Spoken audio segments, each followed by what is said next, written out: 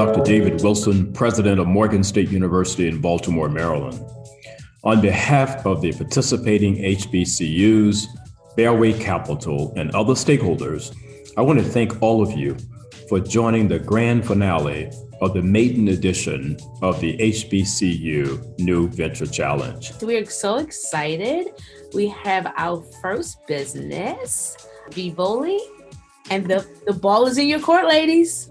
Hello, everyone. Allow us to introduce you to Vivoli, for the love of the people, of the culture, and of the diaspora. Hello, everyone. My name is Ebony, and my business is called Rear and Release. My name is English Hills, and this is Safe Cycle. Today's kids are concerned about climate change and the environmental consequences. The vision of the HBCU New Venture Challenge is to nurture and spotlight student entrepreneurship within the HBCU community, while building a network of sponsors, investors, mentors, and volunteers to join us in creating this sustainable ecosystem. Final panel. So it is my honor to announce the winner of today's competition. And the winner is Save Cycle. Congratulations.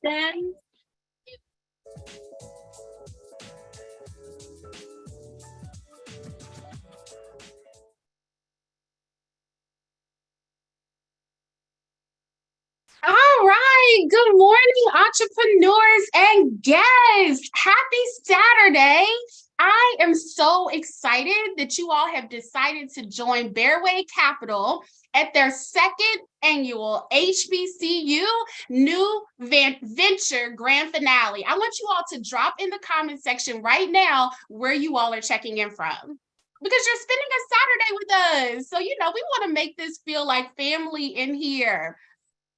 While you all are doing that, I see Baltimore in the chat box, but while you all are doing that, I just want to send a shout out to the entrepreneurs who are participating in this competition. I think it's absolutely phenomenal that these are Black entrepreneurs that are also currently enrolled at historically Black college or university, or HBCUs. And in my opinion, that is a double win. Okay, I see the cities coming in. I want to call out Philly, Cleveland, Boston, New York City, Chicago, and Seattle. That means we have people from the East Coast all the way to the left coast, as I like to say, the West Coast. My name is Kezia Williams, also known as Professor Keys on social media. I own a business called The Black Upstart, where we train Black entrepreneurs to become employers. But I got my start at the United Negro College Fund, where I launched a $25 million national entrepreneurship program exclusively for Black undergraduate students. And through this program, we taught Black college students how to start a business before they even walked across the stage. And one of the catalysts for this program was a statistic released by the Young Invincibles. And essentially what that statistic said was that a Black college degree could be equivalent to a white high school diploma. Let me say that one more time. Young Invincibles found that a Black college degree, when used in the economic marketplace, was equivalent to a white person's high school diploma. That means that you could spend $20,000 to $40,000 on your college degree, but when you went to go apply for a job, depending on who was hiring you, perhaps it wouldn't hold as much weight as someone who had gotten a high school degree for free. And so with our entrepreneurship program, one of the things that we wanted to do was give Black college students the option of being able to not only pursue employment, but also economic emancipation through entrepreneurship. So I think it's absolutely incredible today that we have Black entrepreneurs, HBCU entrepreneurs in the building who are creating avenues of access and pathways to entrepreneurial success for themselves. And so I think it's time for me to introduce Sami. Sami Kalasanwell is an electrical engineer by trade and has a professional career spanning nearly a decade. Sami has led multiple capital execution projects for one of the top energy firms in the electric power transmission and distribution space. He has expertise in technical planning and also project management. Now, he also graduated from the HBCU, ladies and gentlemen, Morgan State University, with a Bachelor's of Science in Electrical and Computer Engineering. Sami enjoys fiction, gaming, geopolitics. He's a movie buff, which means he's a cinephile, and he's also a huge Ravens fan. So if you're a Cowboys fan or a Commanders fan, don't hold that against him. Welcome to the stage, Sami. Thank you very much, Kezia. Hello, everyone, and welcome to the exciting grand finale of the 2022-23 HBCU New Venture Challenge. Like Kezia said, my name is Sami Calsano, and I'm delighted to be a co-founder and partner of the HBCU New Venture Challenge. On behalf of my fellow co-founders, Akin, Emeka, Joseph, and Obi, I would like to express our gratitude for your presence today. As an alumni of Morgan State University, we recognize the untapped potential within HBCUs. Our own experiences starting businesses as young engineering students taught us the importance of capital and mentorship. Unfortunately, African-American funded companies only raised 1% of all startup funding in 2022. Clearly, we have a long way to go. Now, statistics like this are why we founded the HBCU New Venture Challenge, to nurture and spotlight entrepreneurial talent in every HBCU and to create a robust ecosystem of successful underrepresented entrepreneurs with access to funding and access to a support network of mentors and faculty. Now, this year's competition has grown significantly, with over 40 HBCUs and 60 teams participating. We could not have achieved this without the support of the executive leadership and faculty of all participating schools, who chose to share this opportunity with their student bodies in a bid to drive collaboration and competition. And we're truly grateful for their contribution. Now, to our mentors, judges, advisors, sponsors, and volunteers, we thank you. Your selfless support is the lifeblood that keeps this organization going. It elevates the students, and they gain the skill sets necessary to pitch their ideas and avoid the pitfalls that early startups can fall through. Now, to everyone in the audience, I urge you to listen to our finalists, remain engaged, and continue to support entrepreneurship in the HBCU community.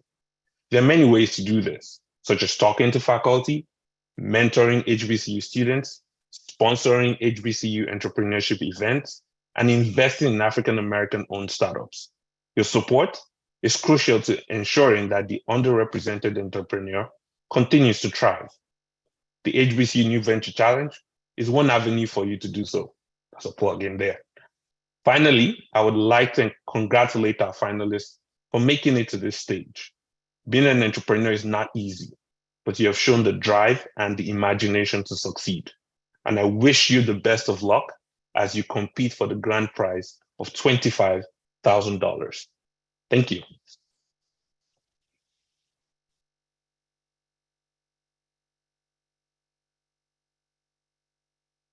Over to you, Kezia.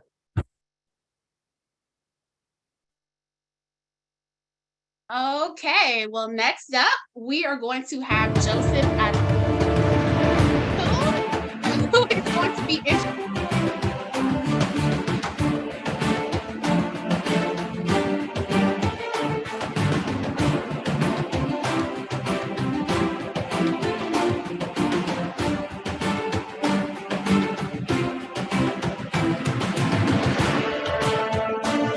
What's going on, everybody? My name is Bilal Isiku, CEO and founder of Unchained Inc. Hello, my name is Zion Melson. I'm the founder of Learn Mutiny. Hey y'all, my name is Mia Coates. I am a co-founder of guess. Hi, I'm Anisha with the Project Muse, a mobile app that enables customers who need hall supporters interested in specialized art to search for artists offering commissions in their local area. My expertise in art.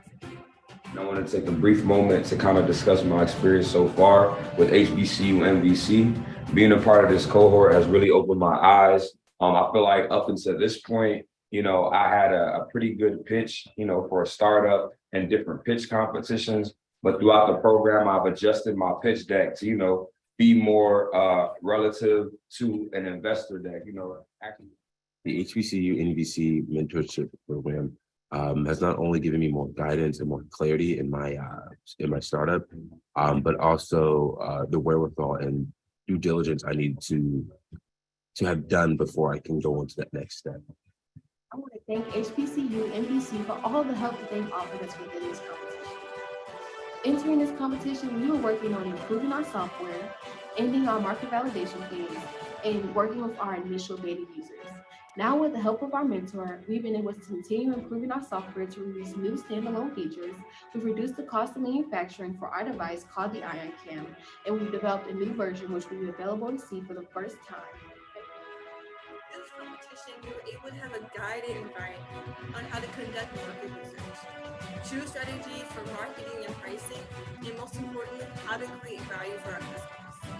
Our mentor, Jenna, has been a gem in this entire process with her helpful tips and encouragement.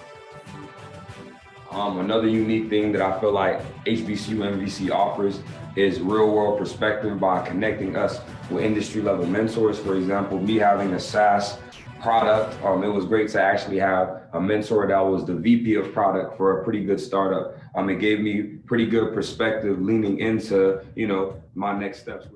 And I really found this program actually through Morehouse's Entrepreneurship Innovation Center. Being a student at Morehouse, I have access to those resources.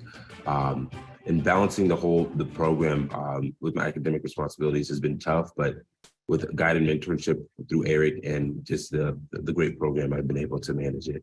So thank you. And last but not least, we're working really hard to release a new version of our app called Ionic ST. And this version is for users who don't have our device yet, and allows all of our users to have access to some of the really We look forward to the final round together. February 25th, which is the final round of this pitch competition. So we hope to see you there.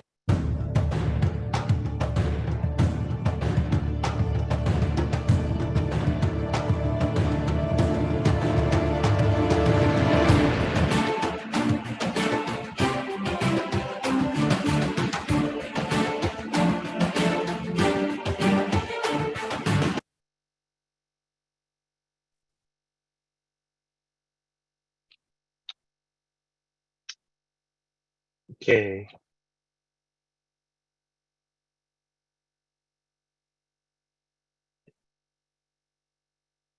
Keys, you're on mute. Oh, next up we have Joseph Akun, who's going to be introducing our judges for today.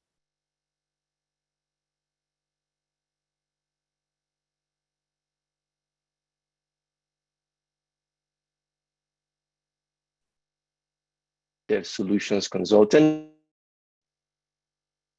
Okay, Joseph, if you could join us and introduce the judges.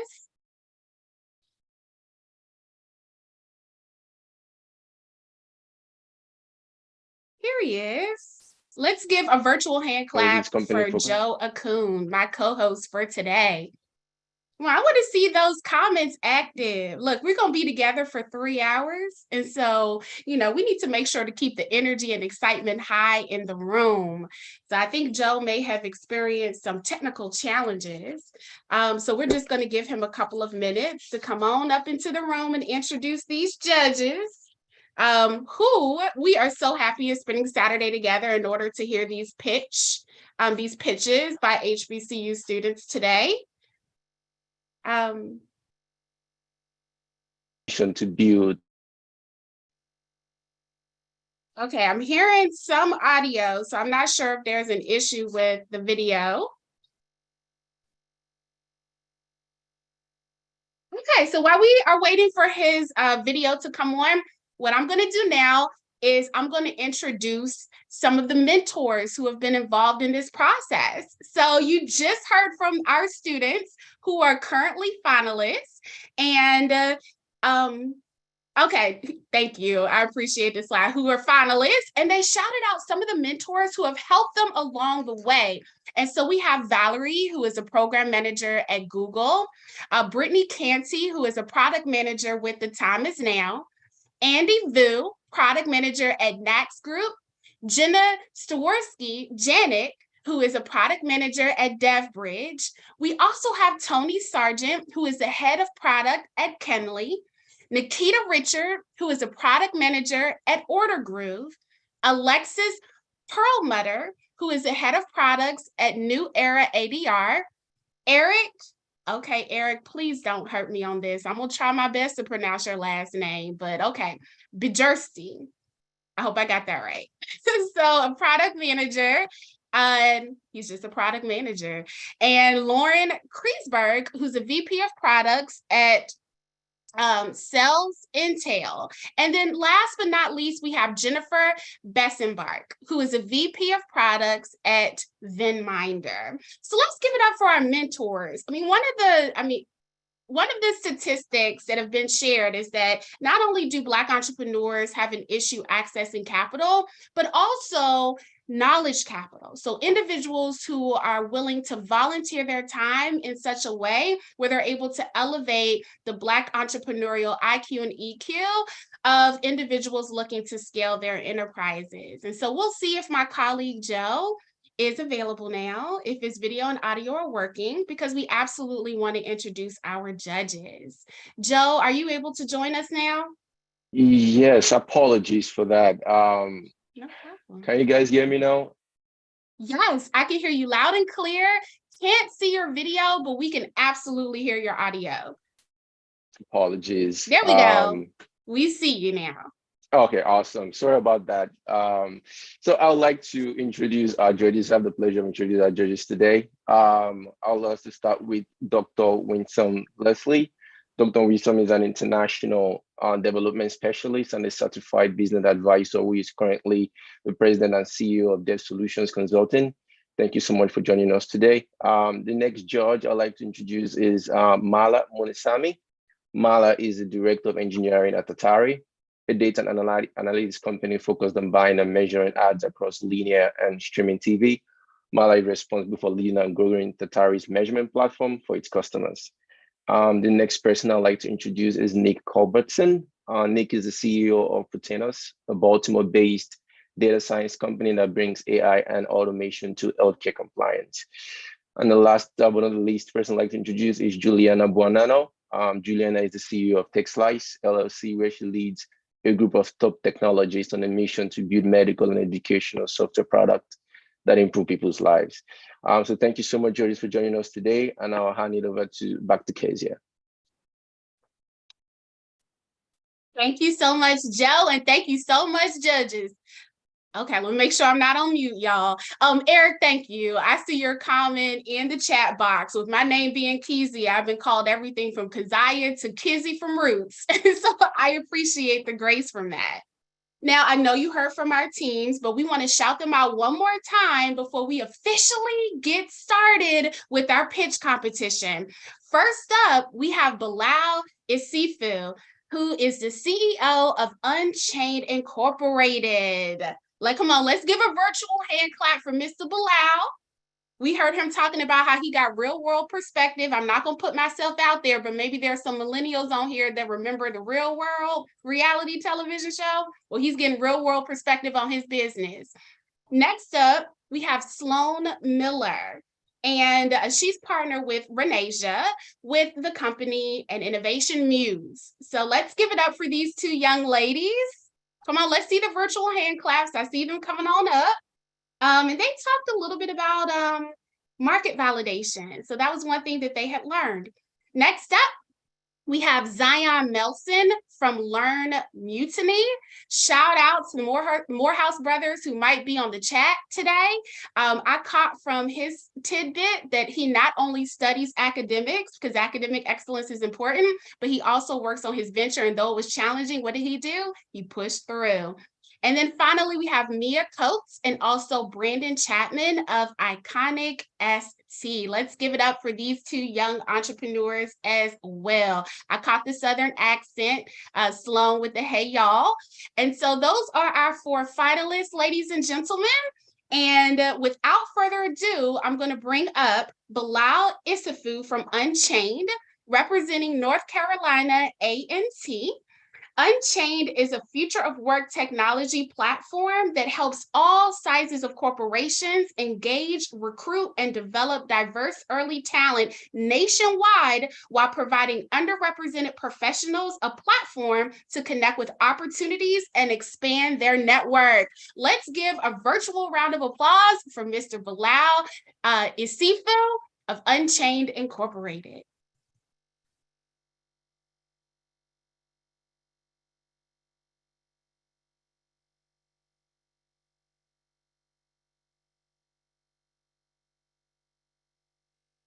Bilal, you need to unmute yourself.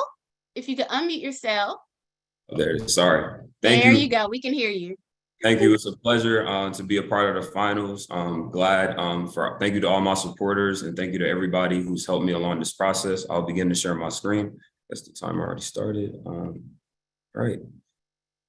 Again, my name is Bilal Isifu, CEO and founder of Unchained Inc. Before I begin, I'd like to address the current issue at hand. Since 2020, there has been a large increase in corporations investing in early talent and HBCU career service processes, but the engagement process towards engaging and recruiting students has been at all-time low.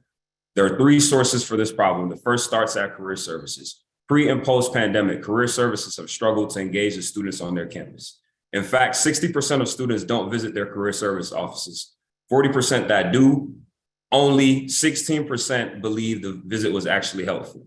Corporations, while they're financially investing in these solutions, aren't putting in the time and effort to actually build meaningful relationships with these campuses and are actually resulting in just checking marks and not actually solving the problem. Solutions that exist today, such as Handshake, only scratch the surface by providing a job board and still not focusing on the true root issue of engaging this talent. So now where does this leave us? Career services not being able to engage students and being overwhelmed by requests, companies only putting in minimal efforts and getting minimal results, and current solutions only scratching the surface. That leaves the 60% of students who don't attend the career services and don't have buy-in from the companies to find opportunities elsewhere.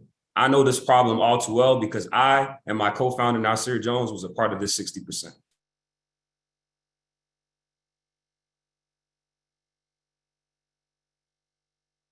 For this reason, we launched Unchained Inc.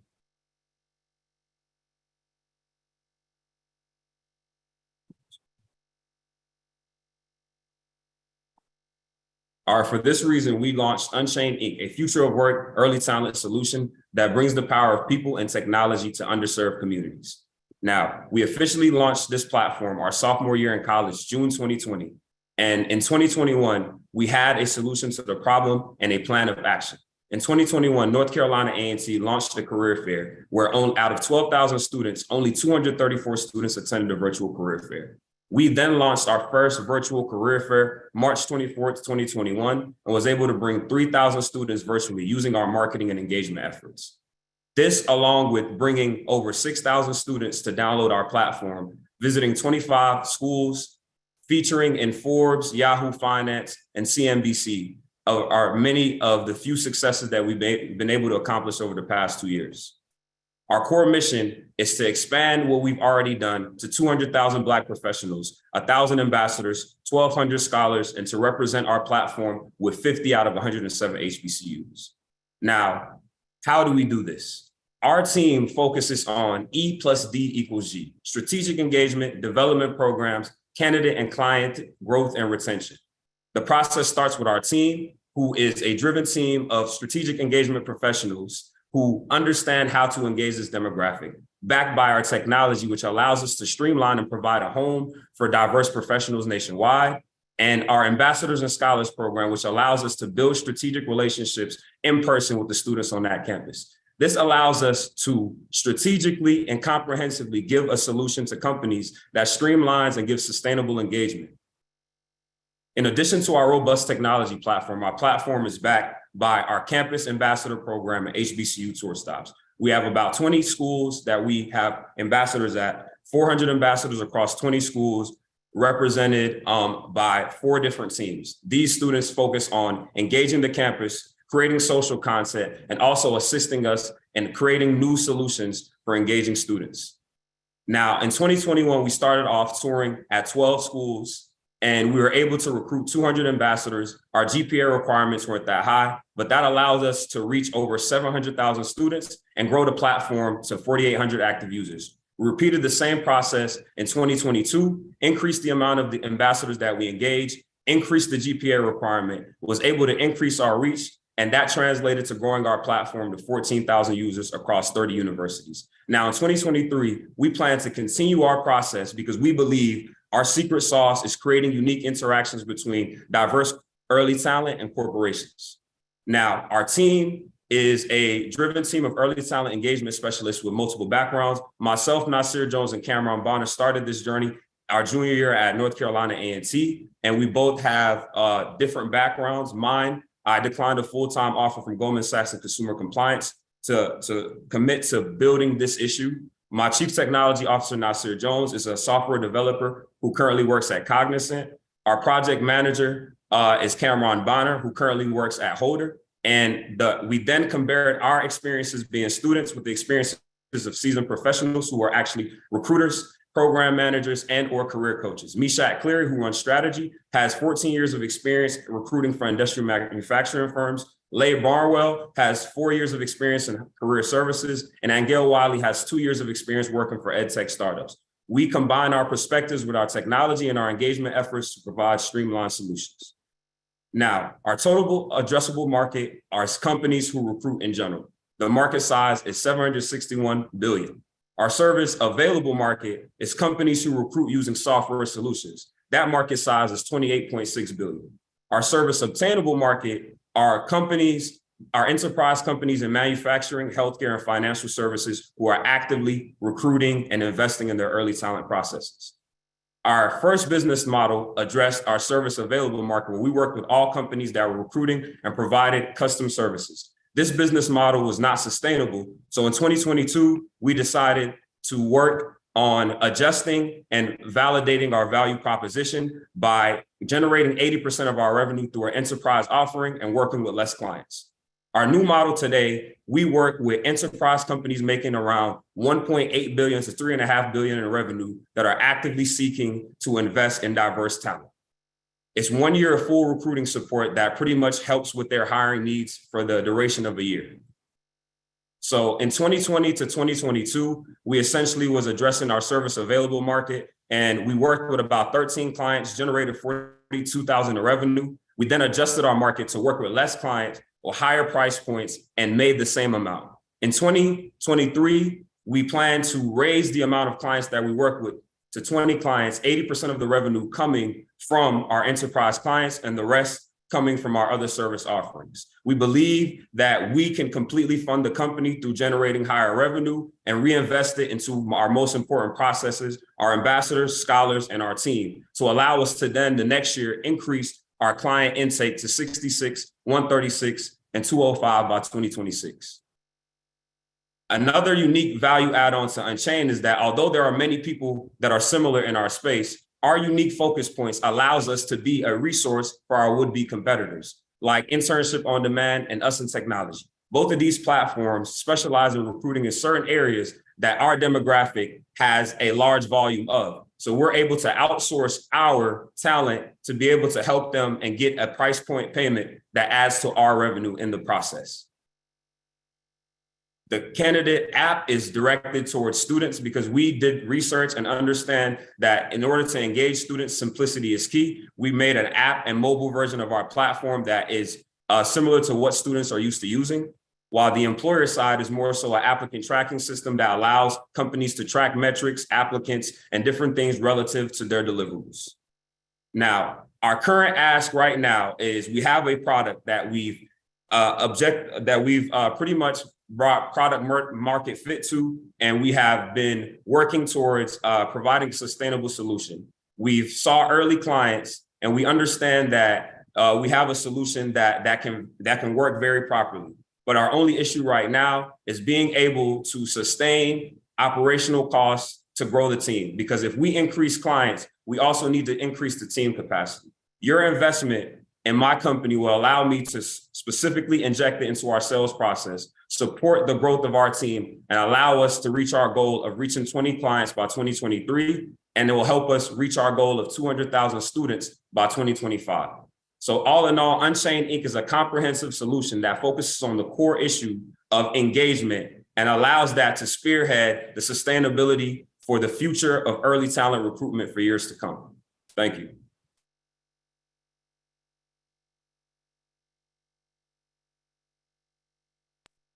That was fantastic. Let's give it up for Mr. Bilal with Unchained Inc. And now I'm going to hand it over to my colleague, Joe, who's going to facilitate the Q&A with our judges.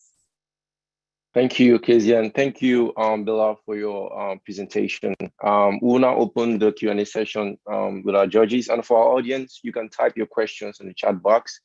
We'll do our best to ask the finalists any questions our judges do not ask. So, judges, feel free to pick up the Q&A session. I'll jump in first. Bilal, really great presentation, really strong commanding of the talk as well. Really appreciated that. Quick question on the number of clients you had in 2021. You had 13 and then went down to 3, which I understand you're focusing on larger clients at a higher price point. Was there any feedback from the clients that you lost in that period?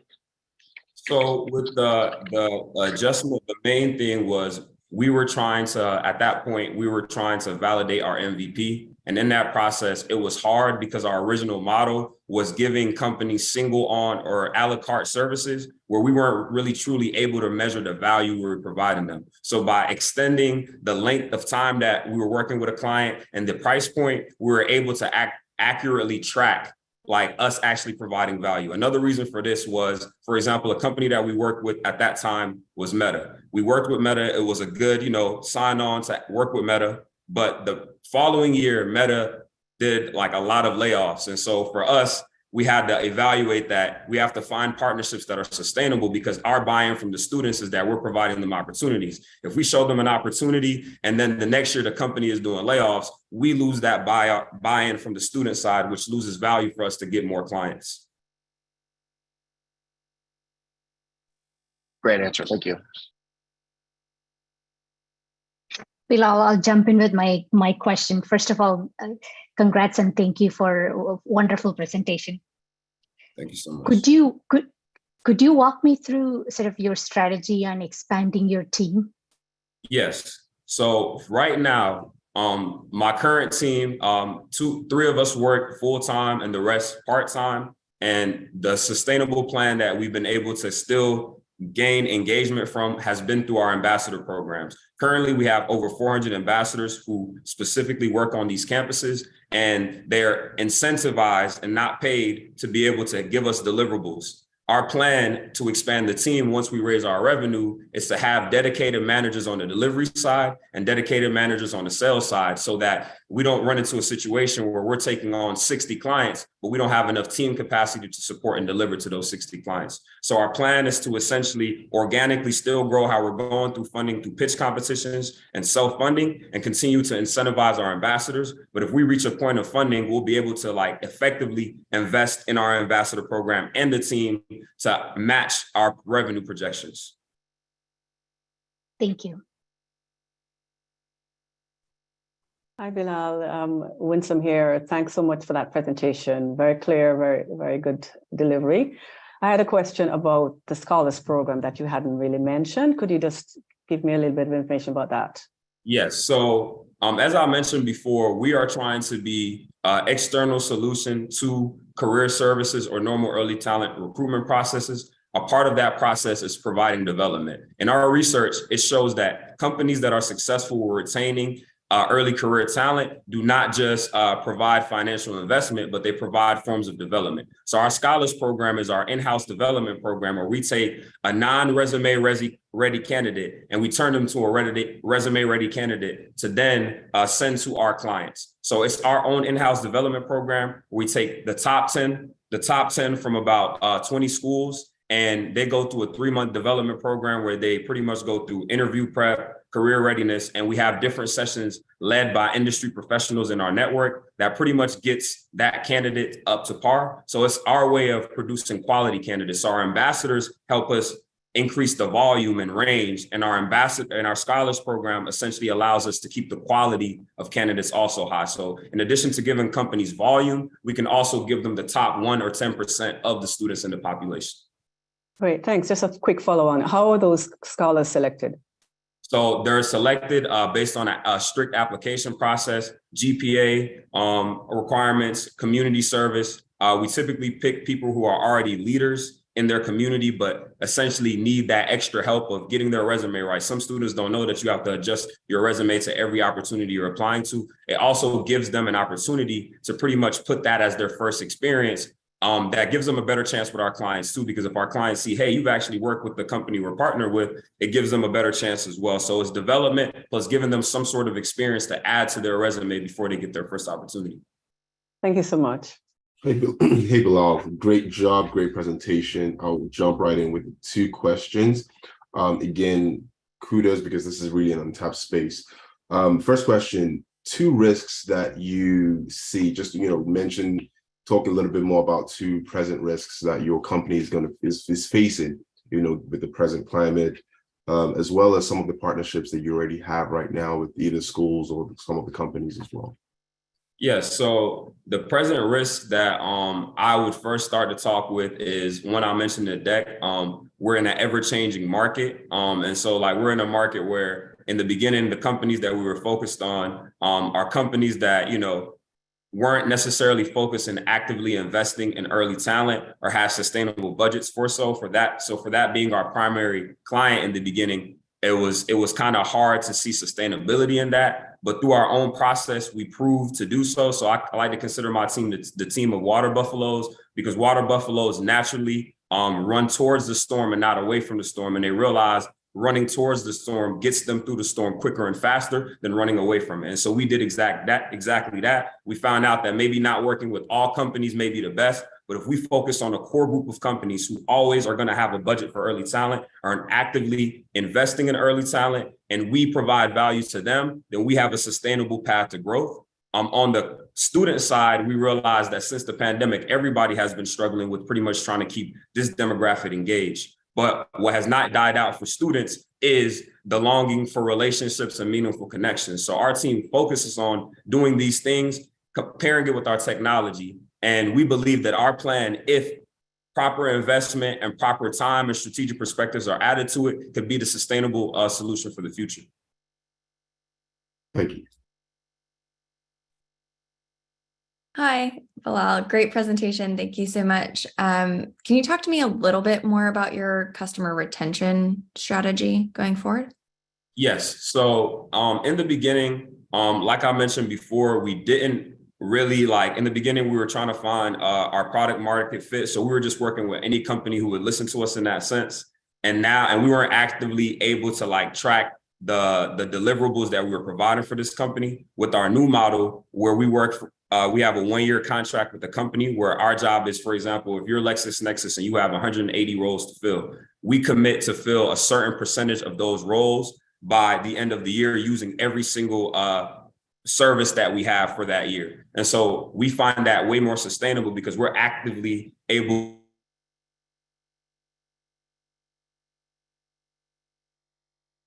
how many people that we place for clients, how many is doing services, and seeing that what we could do. Now we have an active way to actually quantify the data, quantify the value, which equates to more companies not only being interested in our engagement levels, but also our placement levels to help fill their deliverables. So our new model is based on sustainability and deliverables, while our old model was mainly based on just engaging clients. Gotcha. So percentage of fill rates and then okay, and longer term engagements. Yes. Perfect. Great.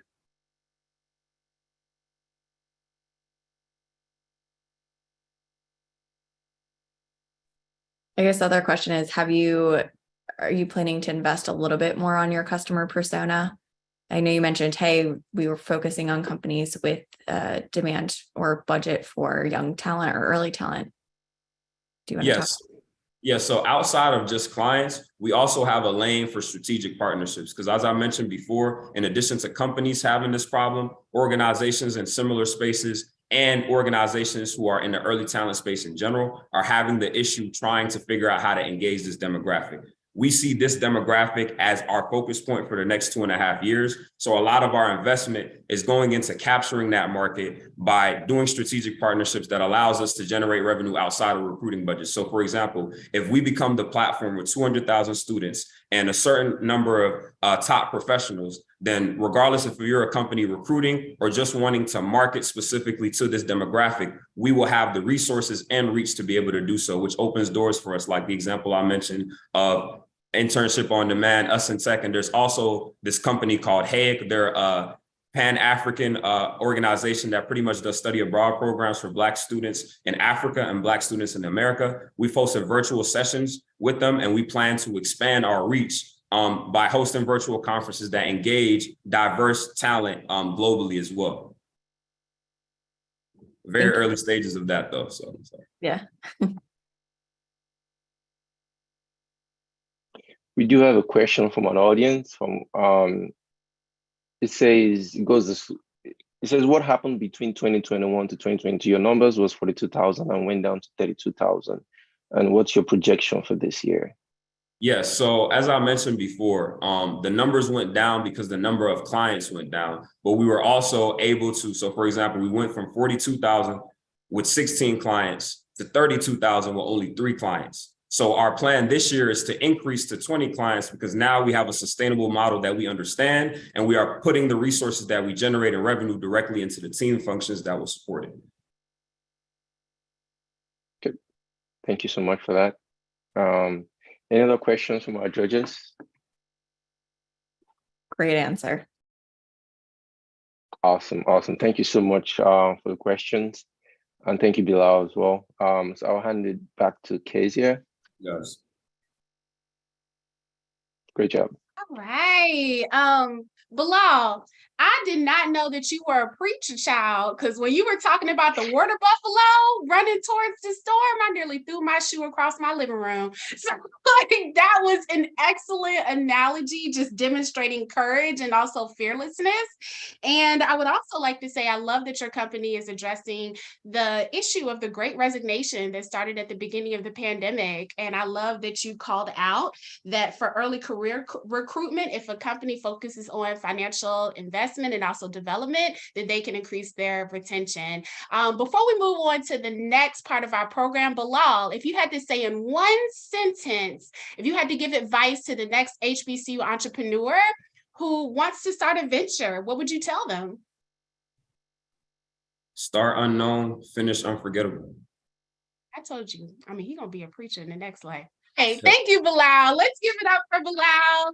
Let's give him a virtual round of applause. And with that, we are going to be moving into our first quiz.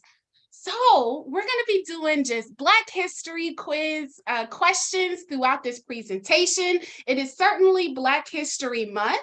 And so we're going to display on the screen right now a few questions that test your Black History IQ. The first is, when did Rosa Parks bus boycott happen? Now, this would have been in Montgomery, Alabama. You can answer the question using the poll function that should have popped up on your screen. So go ahead and answer that question. Second, when did Martin Luther King Jr. give his I Have a Dream speech, which happened in Washington, D.C.? Iconic speech. I'm sure we've all listened to it. If you want to listen to it again, there's no better time than Black History Month, really every month, but there's no better time than Black History Month. All right, question number 3.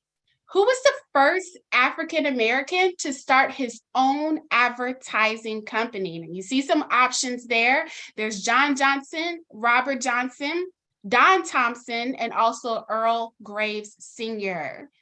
So let's go ahead and get our answers in. We love Black media, right? There was Black Enterprise, Jet, Essence, all these magazines used to come to my house. I'm not sure if any of you all remember Vibe magazine, Source magazine, those used to come to my house too. All right, the next question we have, question number 4. Who was the first African-American to be elected as U.S. Senator from a Southern state after the Civil War? Now, the key is after the Civil War. Don't want anyone Googling these answers. Put your phone down. Make sure that they're facing your desk or your leg. We want to make sure to test your Black history IQ. Some of the options for this are Hiram Revels, Robert Williams, Blanche Bruce, and also Barack Obama. Lock in your answers now. The next question is, who was the first African-American to be elected the first U.S. Secretary of State? Is that Colin Powell, Condoleezza Rice, Susan Rice, or Madeleine Albright? Remember, this is a Black history quiz. All right, now the last question is, which president officially recognized Black History Month? Would that be President Gerald Ford, President Jimmy Carter, President Richard Nixon, President Ronald Reagan? Now that is our 6th and final question. If you feel like you got all 6 of those answers correct, if you think you got them correct, I want you to type in the chat box, I did. Let's see. Let's see how many I did. No, we don't got none. All right, who thinks that they got at least 5 out of 6 correct? Type I did in the chat box. Okay, well, I think I passed. Okay, I was like, listen, y'all was about to get me a little bit nervous up in here. I'm like, we're gonna have to send y'all some books, some Black history books to read for 2023. All right, so we have DJ Riley and Faith. And with that, I'm gonna ask the moderator to reveal the answers to the questions so we can see how you did.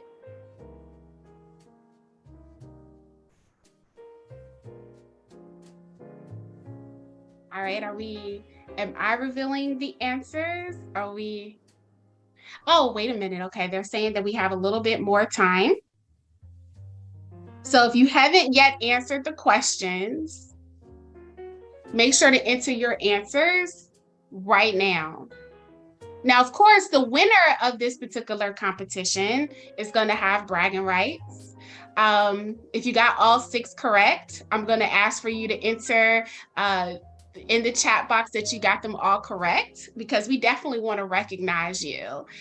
We definitely want to make sure that during this special month, we recognize the Black innovators, politicians, creators that have been first and have paved the way for it being next. All right.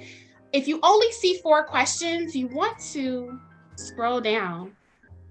Okay, wait. Okay, well, those other 2 questions are bonus questions. So while we wait, then for the last 47 seconds, I'm reading off a script, y'all, so y'all have to bear with me. Let me see, who was the first elected Secretary of State? I'm gonna give y'all a little bonus question. So which president officially recognized Black History Month? Drop that in the comment section. Let me see. Your options were Gerald Ford, Jimmy Carter, Richard Nixon, or Ronald Reagan. Who do you all think? Which president do you think it is? You have 25 seconds. All right, someone said Nixon. Any other guesses? That was Kayla. Faith said Ford. Any other guesses? Come on, you got 4 options. So there's a 25% chance that you'll get it correct. We got Carter, we got Ford. Okay, so I can say with absolute certainty that Faith and DJ Riley got that correct. President Gerald Ford officially recognized Black History Month. He was the first president to do so. Okay, and with that, our time has run out. And are we going to be displaying the answers on the screen? If not, I'm happy to read them.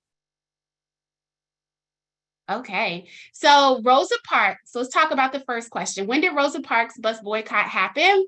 That was December 1955. So if that was your answer, you got that correct. When did Martin Luther King give his I Have a Dream speech? That happened August 28, 1963.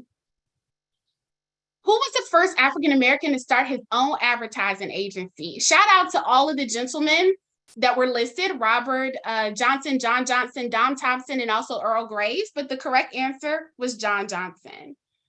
And who was the first African American to be elected as the U.S. Senator from the Southern state after the Civil War? That was Hiram Revels. So those were your 4 questions. And just because y'all didn't see the 5th question, drop in the comment box, who was the first African American elected as the U.S. Secretary of State? Elected, I would say probably appointed as the U.S. Secretary of State. Was that Colin Powell, Condoleezza Rice, Susan Rice, or Madeleine Albright? All right, Colin Powell. Let's give it up for Faith. Congratulations, Faith. Look, I love some Q&A. Next time, I'm just gonna like do the Jeopardy themes music while you all are thinking through the answers for the questions. Now, with that, we're gonna move on to team number 2. Okay, team number 2 is represented by Mia Coates and also Brandon Chapman of Iconic ST. They are from Winston-Salem University. So we have another North Carolina HBCU. There they go. Let's give it up for Mia Coates and also Brandon Chapman, who we can see on the screen now. So they are Iconic XT, which is a sports technology company who has created a system that helps coaches more efficiently train teams while also providing athletes with one-on-one attention that they need for all-around skills development. That is Iconic ST. And with that, we will get started with the presentation. Best wishes, you guys. We are Ionic ST, a sports technology company to develop a system that helps coaches more efficiently train teams while also allowing athletes to get the one-on-one attention they need for all-around skill development. So let's meet the team.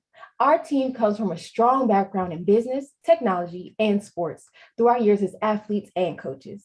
I am Mia Coates from Winston-Salem State University. I'm a co-founder of Ionic ST, and my roles are operations, marketing and strategy, user experience, and interfaces.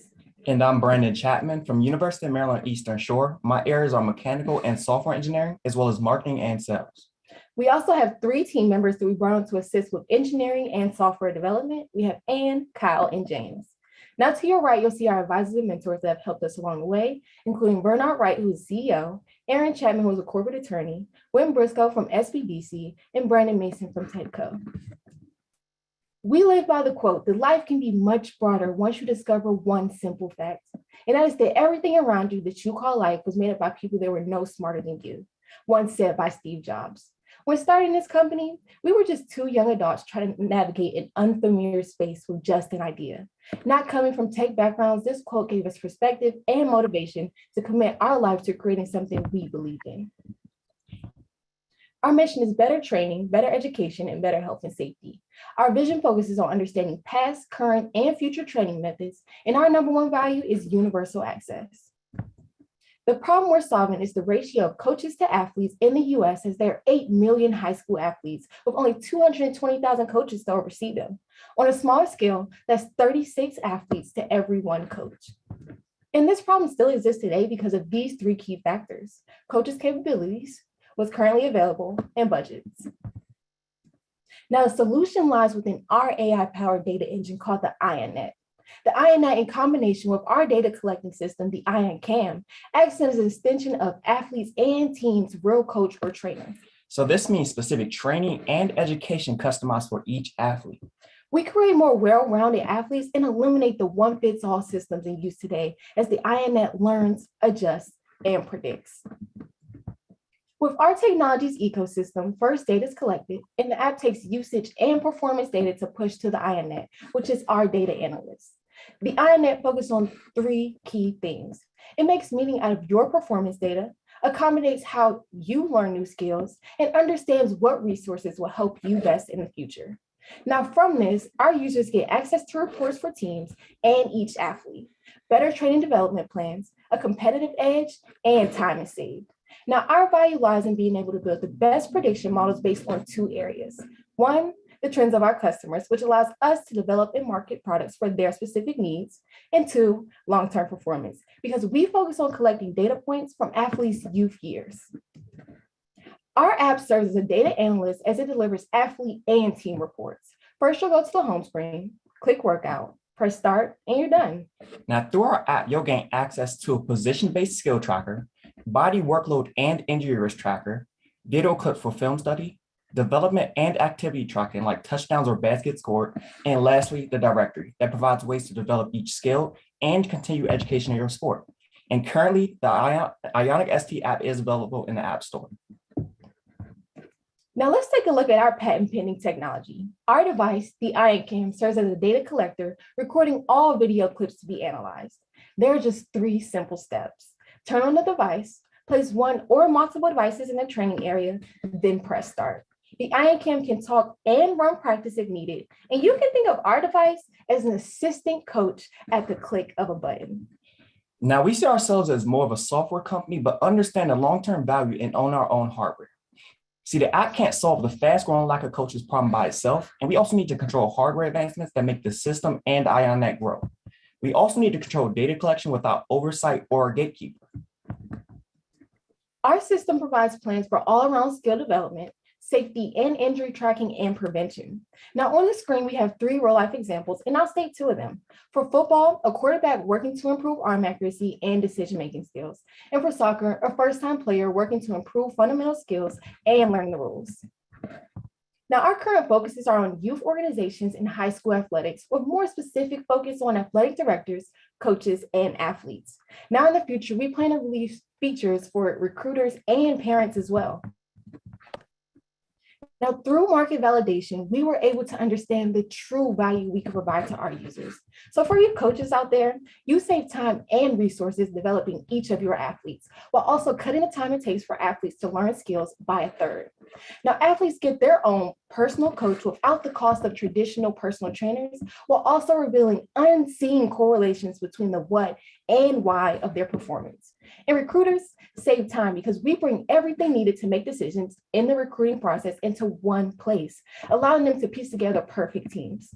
See, we're pushing to turn days and weeks of research and planning workouts into just 10 to 20 minutes of looking at our reports. Now let's get into the business side. Over the past year, we've conducted market validation with 56 coaches and over 100 athletes. We have 26 pre-orders and use 80 initial beta testers for this phase. Now, a few things we learned during market validation were we found the best ways to collect data, data points to consider, as well as what initial data to train the IONET on. Now, how big is this market? Our initial focus is on the overall sports analytics market. The total addressable market is $10 billion with a compound annual growth rate of 21%. The serviceable addressable market is $6 billion, and the serviceable attainable market is $885 million. And this number only reflects youth, high schools, and states covered in our initial scale. Now, here's how we make money. Our current business model focuses on B2B and B2C. So B2B for teams in season, while B2C during off season, selling to individuals, whether it's a coach or athlete. For our device, you can lease it for $40 per month per device, or purchase by bulk and receive 6 to 12 devices, with each device costing $299. Now, the second way to generate revenue is through subscriptions, and this ranges between $599 to $899 per year. And the third way is through athlete placements once we hit a specific amount of users. Now, I want to touch base on our unit economics. Initially, our cost of goods was $70 per device with our first model, but we were able to bring it down to $30 with our new model rolling out. And our current gross profit margins are at 83%. As far as our competition, there are companies like Huddle that only focus on game analytics, and then there are companies like Blast that only focus on individual athlete development plans. But here at Ionic ST, we provide both individual and team development plans, which allows every user to have their own personal coach. And more specifically, we provide the what and why behind what your data actually means, which will help you better understand and apply it. We have a system that is made to be one of the simplest to set up, use, and apply. Now, what will set us apart in the market will also rely on our deep tech through a one-of-a-kind proprietary software that is able to understand, grow, and expand data points easily, as well as show correlations in other markets. See, ultimately, this allows for us to always expand our software reach in not just sports, but many other markets in the future. We have 3 phases that we've mapped out to be to scale this company. On the map, it reflects the states we're focusing on during each phase. Now, a few areas we're focused on are conventions, social media influencers, and partnerships. For phase 1, we've already delivered our first 10 devices. And as far as our technology advancements, we break it down into our IONET, device generations, and the opening of our marketplace. Now, some keys in our current growth are: 1, we have our own network of top collegiate athletes in multiple states to help promote. Second thing, we are on track to add an extra 500 users and an additional 200 web subscribers just in the past month. And the third thing, our upcoming summer events that will fuel an influx of customers on top of our traditional marketing tactics. So whether you're a coach, an athlete, or have some fitness goals, we have something to offer you with the free app until you get your device. Now, our 5-year projections are based on extensive market research and our own market validation period. It reflects our potential reach over the years, with green showing slower growth scenarios, having to rely on face-to-face marketing quotas per month, while gray is best case forms, expand our user base to parents, recruiters, as well as fitness users. And over the next few years, some major market growth drivers that will be introduced are gamification, social media aspects, as well as live streaming sports.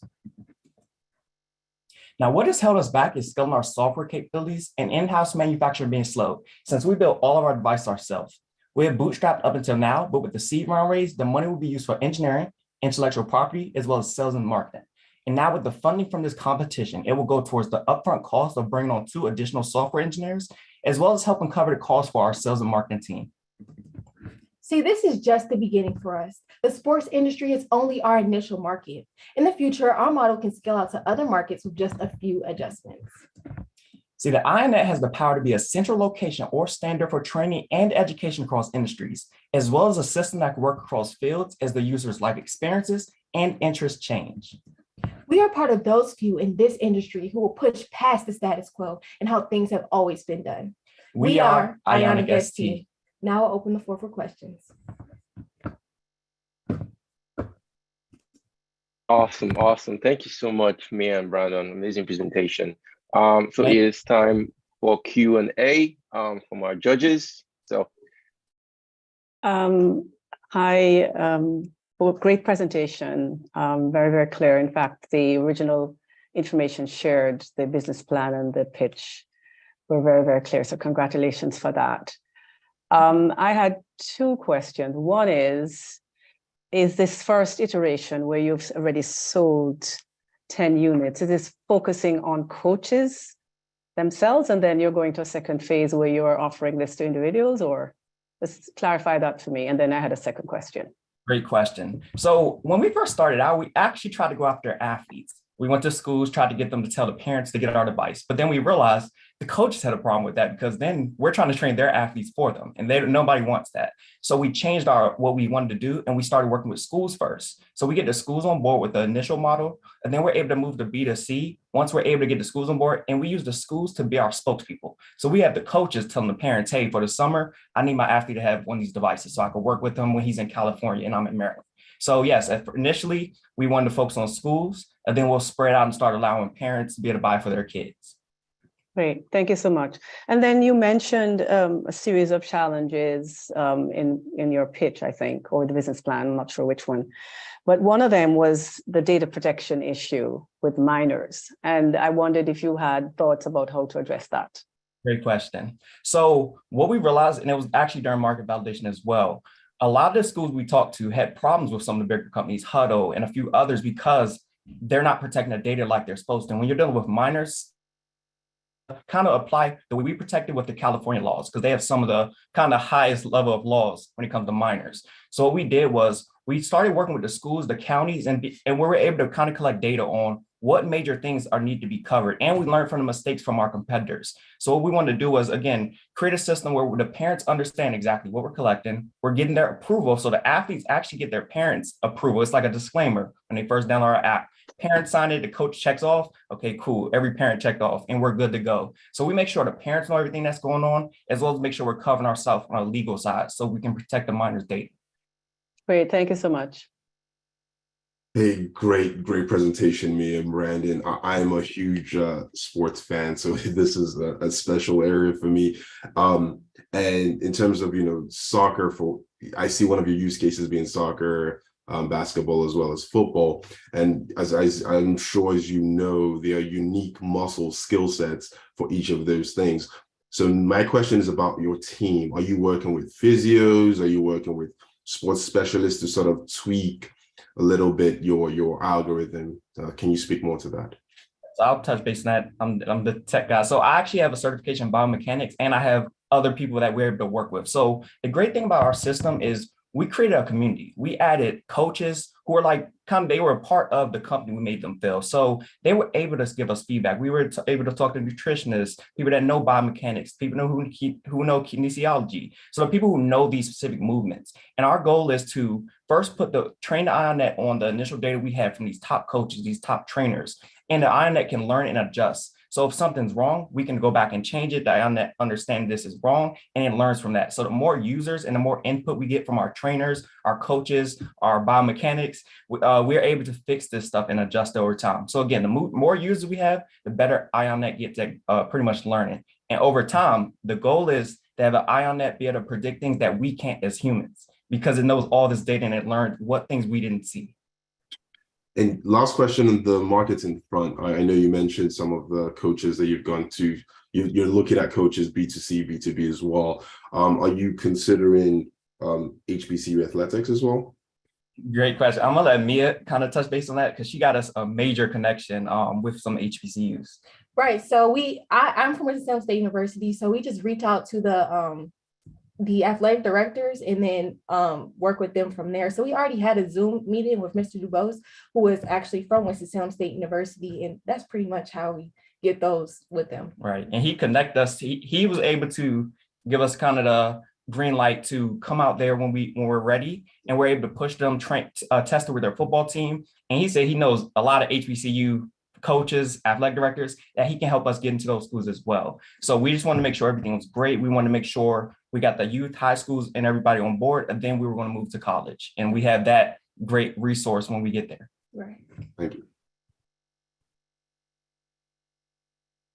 Mia and Brandon, excellent presentation. It's an amazing opportunity as well. One of the questions I have is more around the risk area.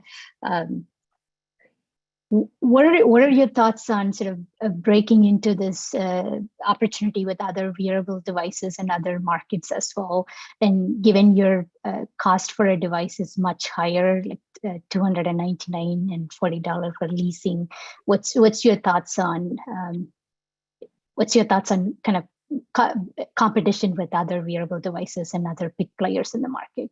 Right. So in this market, our price is actually a little bit under what some of the top companies charge. And the reasons why is you can't use a traditional little camera to pick up on some of this stuff. So companies like Huddle, they sell their subscriptions for based on how many teams you have for $3 to $4 grand per year.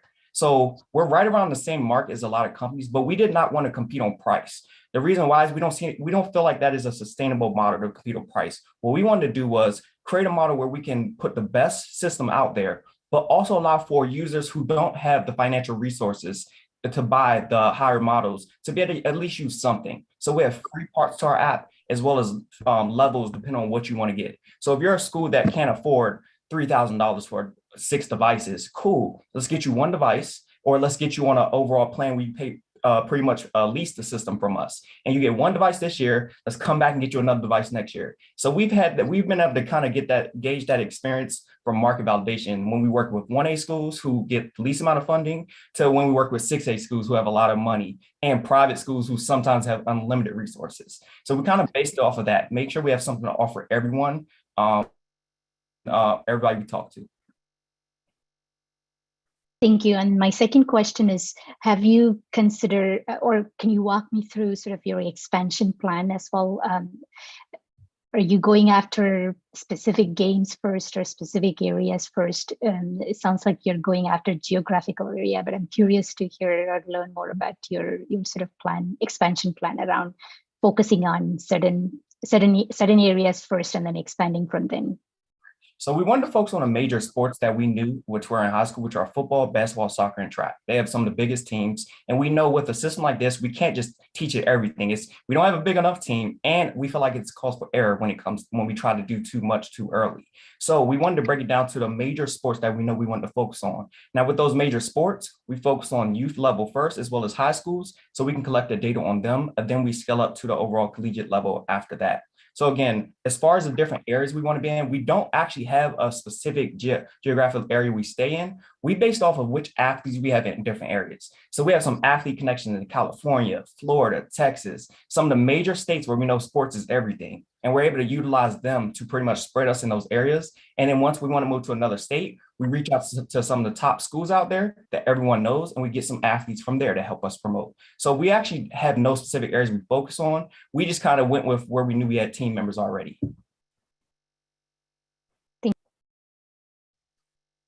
Really good job, team. I have two questions that are somewhat tied together. Can you talk about your data labeling strategy? Is that something that's done centrally, or is it something that's done through user engagement? So initially we had to we couldn't really do it. We had to train it initially without having the users having input. Our first models, our engineer, he kind of used between, I think, based on which model was, between 5,000 to 10,000 initial data points that we were able to collect. So as far as being able to pick up on certain actions, certain movements, we had to kind of just get that data from online. But now we're able to start, as we get more users, we can start pretty much using some of this data. So currently right now, we don't have enough users to just only rely on what's coming in from them. So that's the goal. That's the reason why, again, even from a selling standpoint, we have free versions because we need users. The more users we have, the more data we can collect and put back into the IONET. And that's how it grows. So yeah, initially we had to kind of rely on data we just found and kind of work with to kind of look for the errors. And then long-term, we are able to use the input data that's coming in. And second question, have you done a patent review already? So what we did was we filed for our initial patents, provisional patents, and we focused on a few different areas. We focused on some patents for our device, certain features, certain ways the system works together with the app. And then we had certain things we wanted to outline the software. Now, what we learned was software sometimes can be complicated, and it's the most expensive patent, maybe 15 to 20 grand just to get that patent. So of course, the provisional patents help us somewhat, but of course, that only gives us a year. So we've been able to get connected with IP attorneys that kind of can give us the rundown. And the goal, what they told us was, if it can't make us X amount of money, if we protect it, don't worry about it. We don't have the money early on to try to patent every little possible thing we create. So focus on the things that matter. That's going to give us a competitive advantage. So yes, we have a list of things that we already outlined that we want to get patents for. And then once we're able to get the funding, that's why some goes towards intellectual property. We're able to go down that list and really map out what claims are we going to make with these patents, and we'll file the full patents. But just to clarify, have you done a review of existing intellectual property that's already out there? Yes. Yes, when we first got started, we kind of looked at everything that was out there, the other top companies, what they had. Huddle has a camera system. So we kind of looked at what was already out there by going to the United States Patent and Trademark Office search site. And we were kind of look up the patents. We read through a bunch of them. And we're kind of trying to see what claims could we make that were not already made. Now, once we do once we file, we're going to pay the extra fee for them to do a full scale search of all the patents, and hopefully we don't infringe on any. And then again, we'll be able to make our claims based on what we see during those findings. Great, thank you. I would like to go back to the question of the security aspect of it. So I have a friend who's an athletic director and focused mostly on youth sports programs. And so from a hacking perspective, we hear things like baby monitors being hackable, things like that. So why should schools invite, more cameras, especially, from a third party into this space, if they can't control what gets done with that data? And right. So speak more to that, how, that protection piece of it. So it's kind of a tricky situation. Most of the things that these schools are using, the problem that was initially had with companies like Huddle was they didn't disclose exactly what was going to be collected, what was going to be kept. So that was the problem initially. So pretty much our job is to kind of make them feel confident that we do have things in place from a security standpoint to protect it and disclose exactly what we're going to be collected. And then again, by getting the parents involved, we kind of have a two-way system where we're getting approval from the school and the parents already gave the okay for it. So again, as time goes on, we get more funding. Of course, we want to invest way more money into a major issue like this. But right now, we kind of had to go the route of using disclaimers, disclosing everything we're going to keep track of, and working with each county separately, because every county kind of works different on what they care most about. So that's the kind of route we had to go early on. And long term, that has to be a major area for us, because too many times we hear all these data leaks, Facebook, Google, everyone. And again, we're not a billion-dollar company that can have the engineers they have to make sure they're monitoring these things. But again, that is a major thing for us, because that could make or break us in the future working with kids. Thank you.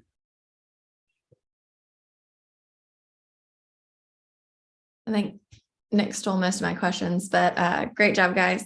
I wanted to piggyback on one aspect of that when you talked about, hey, there being a threshold of, organic users before, you don't have to use like other sources. What is that threshold? Do you have a gut check idea of what that is at this point? Can you repeat the question one more time? Yeah, the threshold of users that you need to make that data actionable. So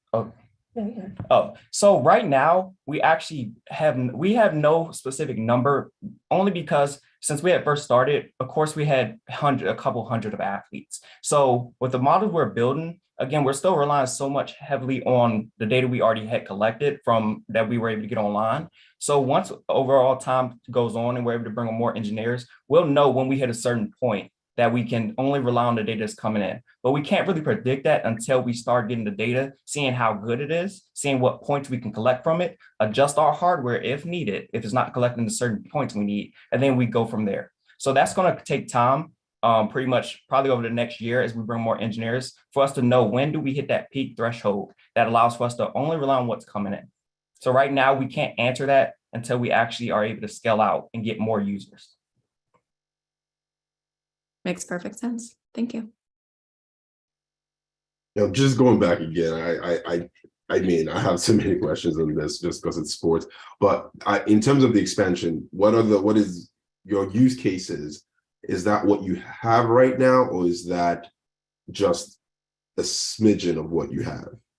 So it's just a part of what we have. So we kind of just highlighted some different exact, like kind of right moments. Okay, a quarterback throwing to get arm accuracy. So our biggest thing is the way we broke it down was we focused on each sport, each position, and then broke it down to skills. So every position has specific skills they're going to need, and we're able to break it down that way. So that's our pretty much goal with trying to help each individual sport. And the use case just highlighted an example, a quarterback trying to learn arm accuracy, or for instance, a soccer player trying to learn how to kick. So we're kind of picking up stuff based on skills during these the analysis and reports we're given.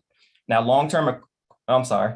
No, go ahead. Okay, yeah. Now, long-term, we want to kind of expand on kind of what we're being able to pick up, what we're being able to give them.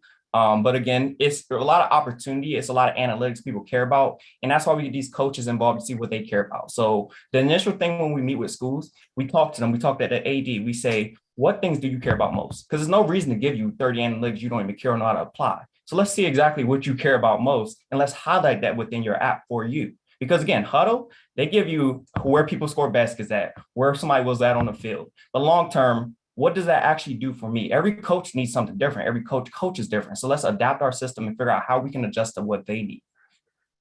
Yeah, I know a couple of golfers and tennis players who would love to work on their swing with this. Thank you.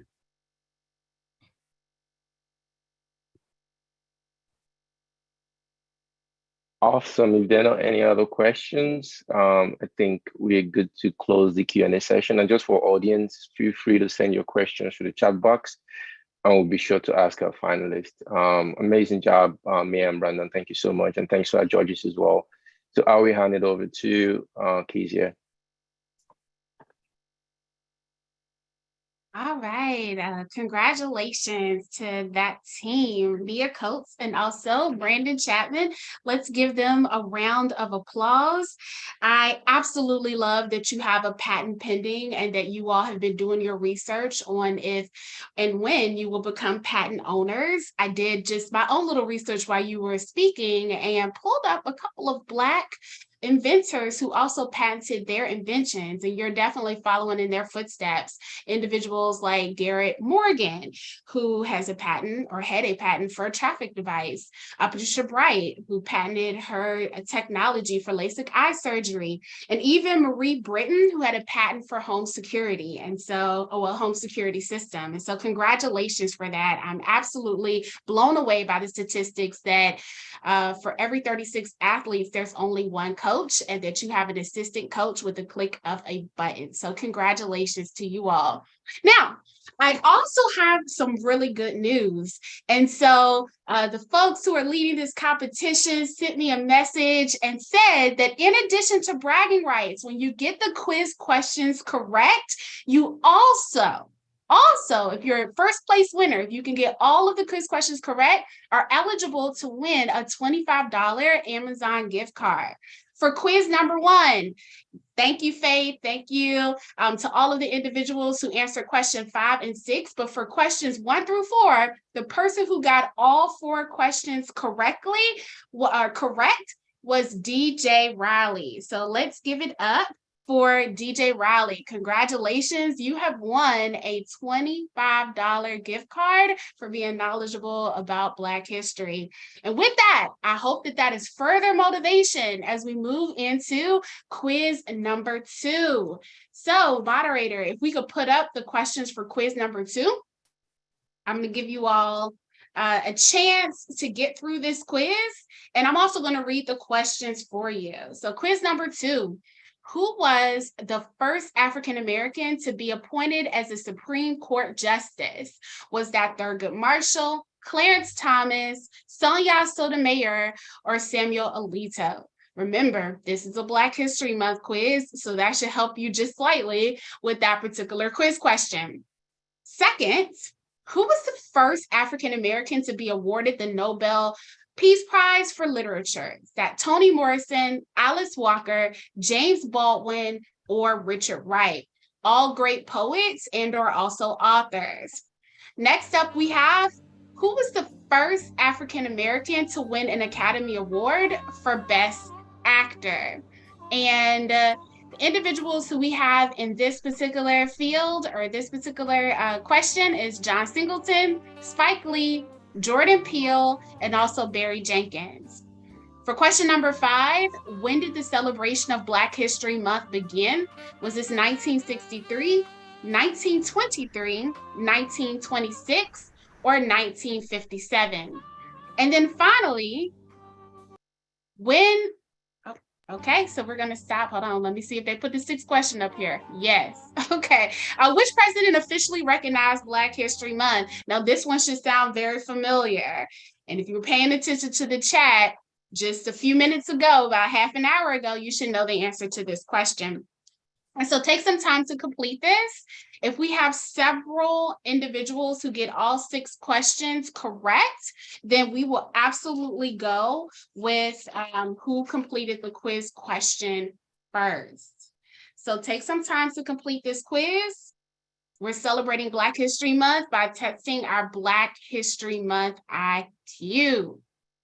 All right, so in the chat box, I want to know who is an entrepreneur in the audience.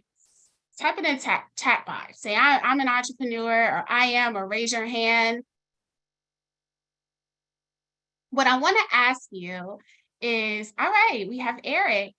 Eric, could you put in the chat box, what advice would you give a young entrepreneur who is seeking to start their business? What have you learned? If you had to share that in a couple of sentences, what would it be? One of the lessons that I picked up on the first pitch was that there were a handful of team members who were working part-time at an employer, but then also working part-time as an entrepreneur. And one of the lessons that I learned early on in my entrepreneurial journey is that 9 to 5 can pay the bills, but 6 to midnight can absolutely build the empire. And though some entrepreneurs are blessed with being able to work on their enterprise full-time, it is absolutely okay to work full-time for someone else while building your business afterward.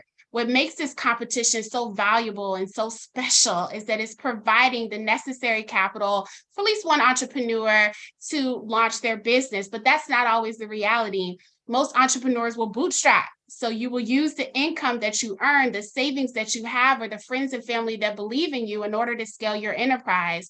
So for those entrepreneurs who are W-2 employees and you're using a portion of that 9 to 5 paycheck to launch your enterprise, I want to say to you, keep going. There's no shame in that. Don't let these social media streets fool you into believing that you have to choose one or the other. It can be both and. Now, Eric has come through. with some advice of his own. And Eric, I want to thank you for contributing to this conversation. He said, talk to a lot of users, talk to a lot of customers and understand their problems and be humble enough to adapt your vision. And I think that that is excellent advice, because as entrepreneurs, our enterprises and our ideas are kind of like our babies, right? And who wants to hear someone say that your baby is ugly? Right? Could be cute, you know, if you fix a couple things, maybe you iron the baby clothes, etc. But essentially that your innovation or idea or business may require some tweaks and changes. Essentially what that's helping you find is those problems in your business or those challenges in your business that you can address, so you're able to make the sale and you're able to better connect with your customer. So that is excellent advice, Eric. Thank you so much for sharing that. If you haven't already submitted your quiz questions, now is the time to do so. I don't know if you're like me, but I think the Amazon driver absolutely knows my name, because they're here usually every other week with a box or 2 or 3 or 10. So this is an excellent prize. And with that, we will conclude with our second Black History Month quiz. Now, we're going to take just a short 10-minute break. We still have 2 pitch competitions or 2 pitches to hear before we find out who the winner is. And so definitely take a break. Thank you, moderator. The moderator has revealed the correct answers to the questions. I'll read those answers, but you can also get up, stretch your legs, get some water, get some tea, get some coffee. But who was the first African-American? Second, go to my computer. The first African-American to be appointed to the U.S. Supreme Court, that was Thurgood Marshall. Who was the first African-American awarded the Nobel Prize for Literature? That would be Toni Morrison. Who was the first African-American to win an Academy Award for Best Actor? That would be Sidney Poitier. Who was the first African-American to win an Academy Award for Best Director? That would be John Singleton. When did we first celebrate Black History Month? That would be 1926. And which president officially recognized Black History Month? We had talked about that before, and that is President Gerald Ford. And so with that, we're going to take a little bit of a break, and we will be back in just a few minutes. It is 1:28. We will resume, now let's put the counter up, about 1:32.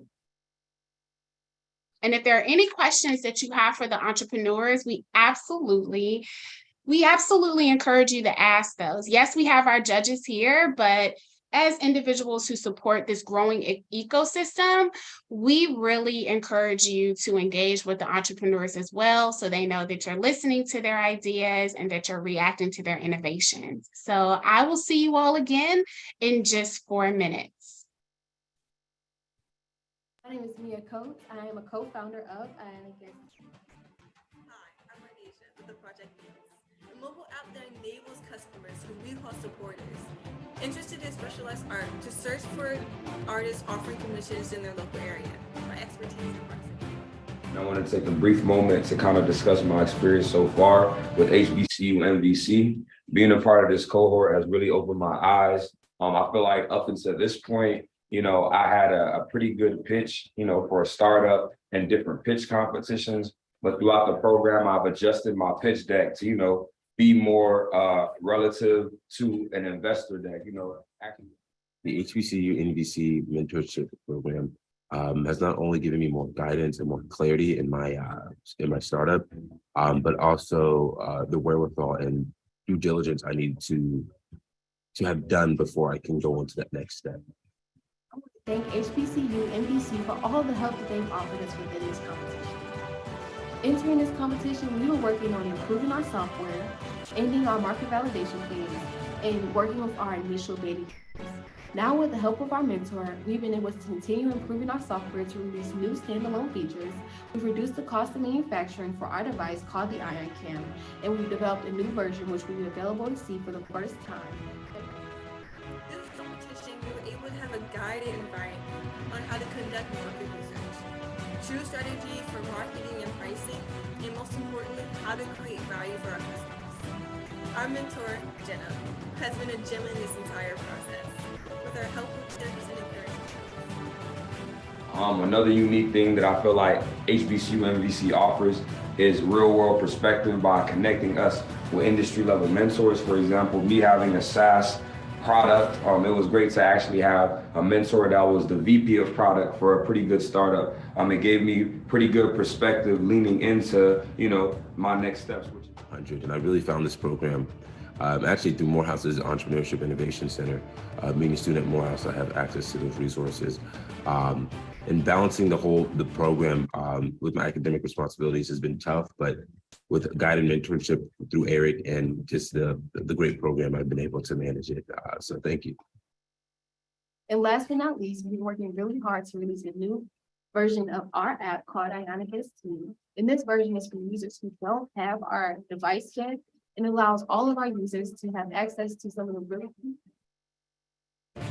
Look forward to the final round together. February 25th, which is the final round of this pitch competition. So we hope to see you there.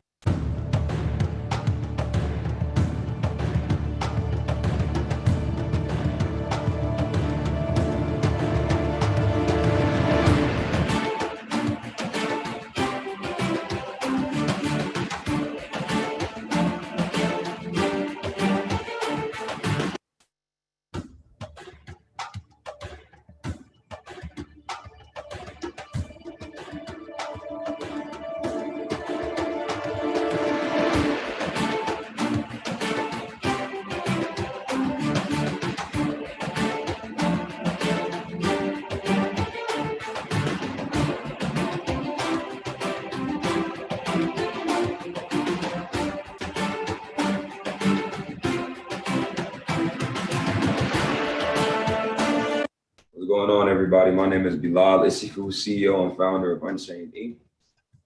Hello, my name is Zion Melson. I'm the founder of Learn Mutiny. Hey y'all, my name is Mia Coates. I am a co-founder of Ionicus. Hi, I'm Arnasia with the Project News, a mobile app that enables customers who we call supporters interested in specialized art to search for artists offering commissions in their local area. My expertise in marketing. And I want to take a brief moment to kind of discuss my experience so far with HBCU NVC. Being a part of this cohort has really opened my eyes.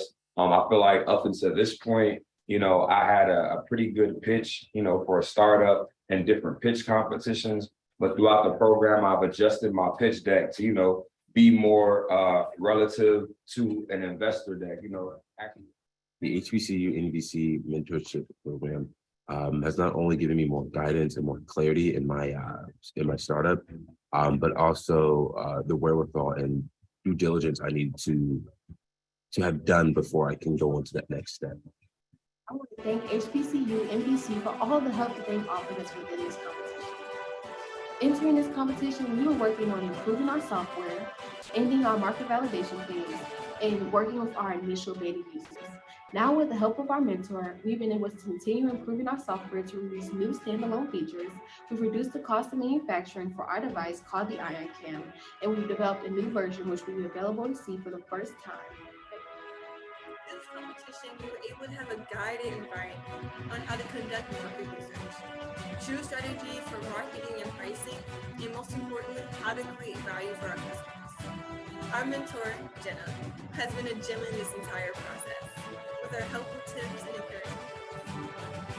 Another unique thing that I feel like HBCU NVC offers is real world perspective by connecting us with industry level mentors. For example, me having a SaaS product, it was great to actually have a mentor that was the VP of product for a pretty good startup. It gave me pretty good perspective leaning into, my next steps. And I really found this program actually through Morehouse's Entrepreneurship Innovation Center. Being a student at Morehouse, I have access to those resources. And balancing the program with my academic responsibilities has been tough, but with guided mentorship through Eric and just the great program, I've been able to manage it. So thank you. And last but not least, we've been working really hard to release a new version of our app called Ionicus 2. And this version is for users who don't have our device yet, and allows all of our users to have access to some of the really Look forward to the final round February 25th, which is the final round of this pitch competition. So we hope to see you there.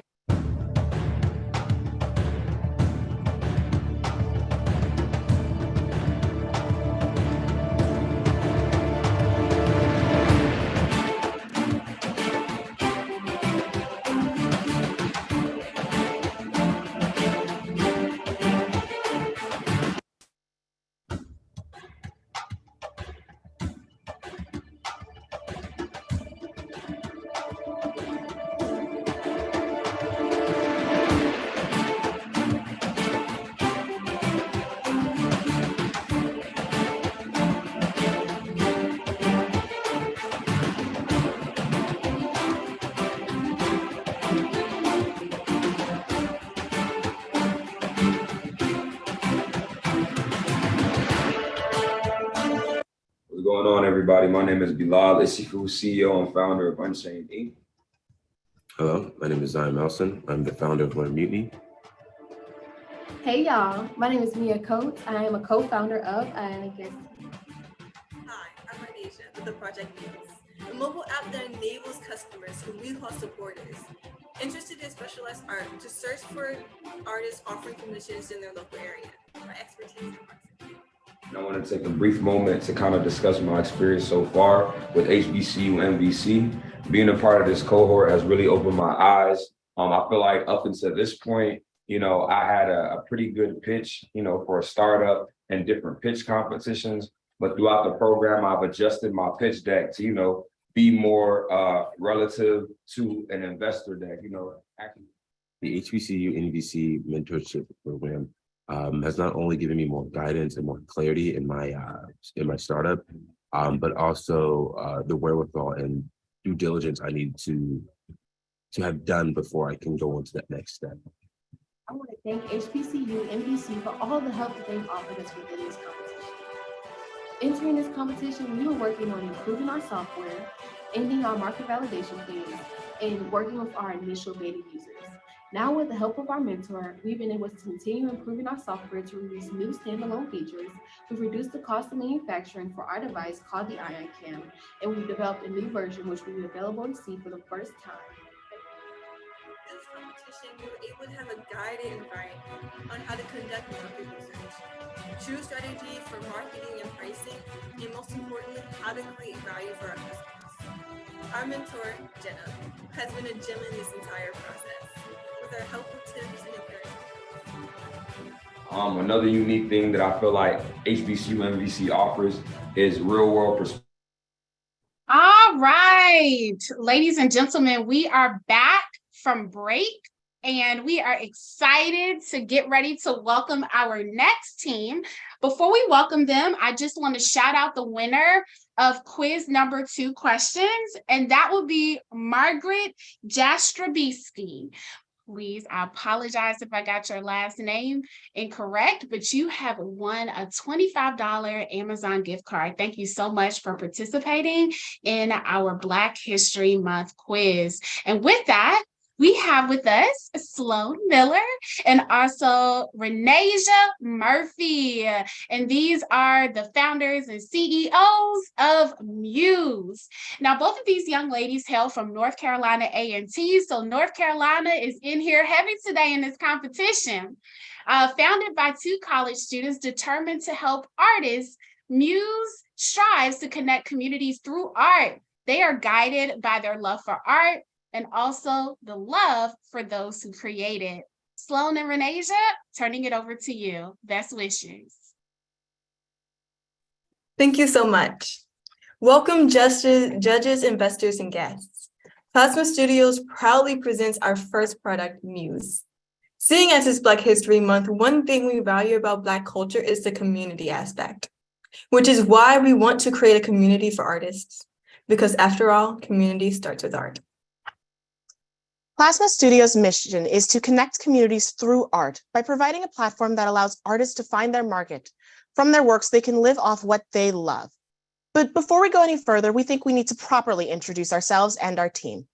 Hello, my name is Sloan Miller, and I am the tech of Plasma Studios. I am currently a junior computer science major at North Carolina A&T. I'm Arnasia Murphy, Plasma Studios business. I'm a sophomore business management major attending the illustrious North Carolina A&T State University. Now, while we may be parts tech and business, we are all art. Personally, I myself am a cosplayer, artist, and writer. I'm a traditional and digital artist. I crochet, I write, and I dance. Now, in order to obtain our mission of supporting artists, we wanted to further understand them. So we interviewed a pilot group of local artists of varying mediums, from digital art, voice acting, seamstresses, and even more writers, all to better understand why they create and how they began their journeys. We heard wonderful stories from each of them, but over time, we noticed a problem arising with each one. There is a lack of a central platform for artists, including performance and service artists on a local level. Now, over the pandemic, we noticed local communities rallying behind small businesses of all kinds, be they restaurants, galleries, local clubs, and communities, but we noticed that support was severely lacking for artists. And while sites such as Etsy or Amazon Marketplace offered a more nationwide reach, their combined 90 million sellers makes it near impossible to create a name for yourself and excludes those in fields such as cosmetology. Enter Muse.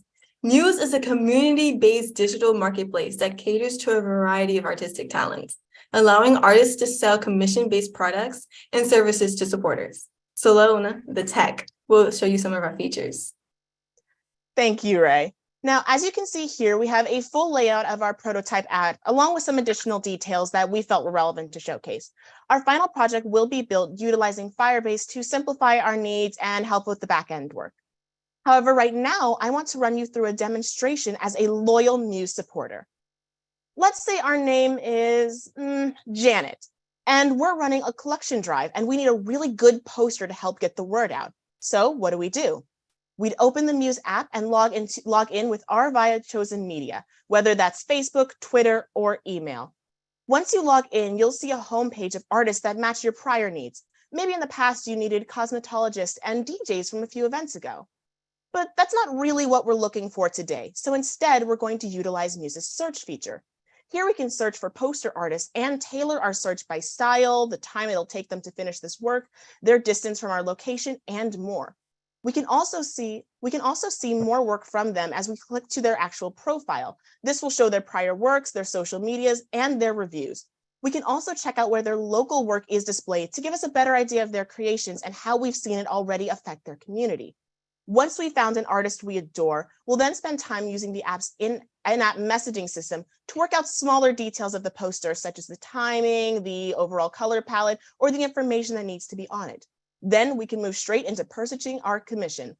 All of this done through the app to consolidate the amount of work that the supporter and artist needs to do to get a successful job. For year one, we want to achieve 150,000 in gross merchandise sales. From year one onward, we expect to see a gradual increase year over year in sales. And when Muse has gained a footing in the industry, we expect exponential growth. We believe we can achieve 5% of Etsy's market share, which is $11.5 million. We can achieve this through our goals. Our goals all have objectives, actions, and statistics that will help us know that we have achieved them. Our objective for year one is to enable artists to make money, and our launch will be in 4 HBCUs: Xavier University, Tennessee State, A&T State, and Howard University. Our year 3 goal is to build a community between artists and supporters. To do this, we will incorporate community aspects into the app to encourage communication. Year 5 is to remove administrative hurdles for artists. To do this, we will make life easier for artists and supporters by incorporating smart pay and advanced data for artists. In year 8 onward, we will expand our horizons by including business users as supporters. Since we want to connect artists and supporters, these become our 2 target markets. Artists aged 16 to 25 who want to sell their art, and our supporters aged 30 to 60 who want to buy from these artists. Since our market for artists is so large, we will begin by targeting art majors, specifically artists that fall into our traditional and service art category. So 4 HBCU campuses. Marketing to these few disciplines will minimize marketing costs and allow us to validate our product decisions early. We plan to address the market using advertisements on social media, sites like GroupMe, popular with college students, booths at pop-up shops, art fairs, and radio stations. Now, artists still utilize sites such as Etsy, Fiverr, or personalized websites for their own need. However, these sites make it difficult for the supporters to find artists in a market not really well designed for commission-based work. Etsy shares dropped by 8.4% as of February 16th due to a high number of falsified goods and high fees that sent artists looking for alternative means of selling. As such, our goal is not to migrate users off of these sites, but rather to offer another opportunity to generate income that is focused on commission-based work and aiding those who have just begun our journey. At its core, Muse strives to build a community-based app with a clear fee policy centered around local communities. The cost plus pricing strategy will allow the artist to keep most, if not all, of the profits and be able to set their own prices. Muse will have a 5% fee that will be included or excluded from the commission price, which will either show supporters a flat fee or increase the price. Muse will also have a premium subscription after year 5 of $5 monthly, which will host a multitude of benefits for artists that will not impact a regular user's experience. Starting a business is not without risk. Muse finds its strength through its ability to connect our large supporter base, involving individuals and corporations to a variety of artists' talents that gives us a flexible market to make business decisions. Despite this, we are dependent on artists to provide the product, which could have an impact on availability and reputation. We plan to spend initial funding to mitigate this risk. Now, Muse is a passion product created to support artists. Muse has the opportunity to bring together artists and supporters and expand before our very eyes. Together, we Muse. Here's our contact, and we are now open for questions.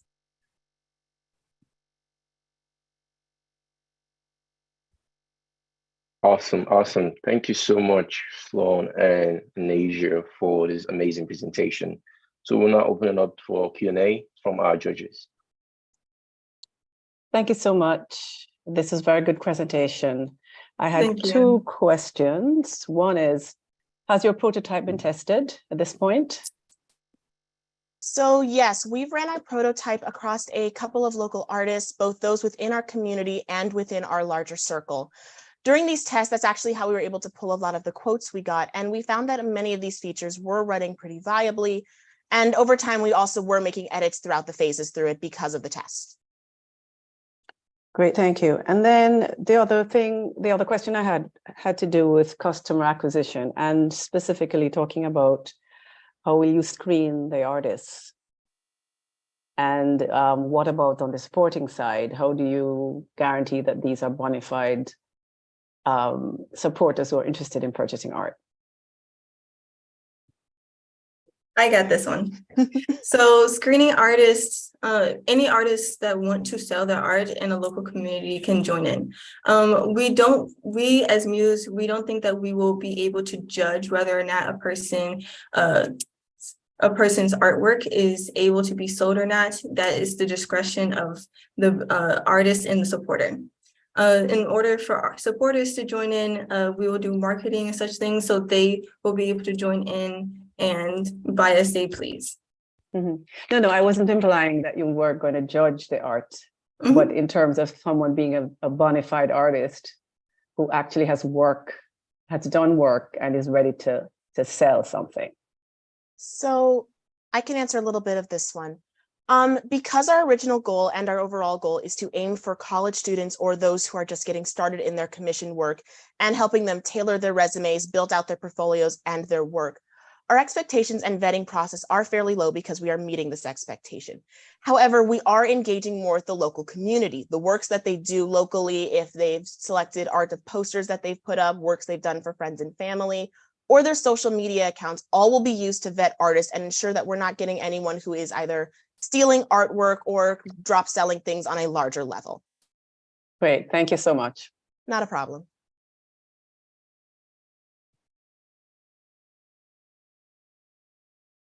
Thank you so much for the presentation. I'm curious why you guys are focusing on the local level being a digital app, there's an advantage to the scalability and the broad reach for your artists.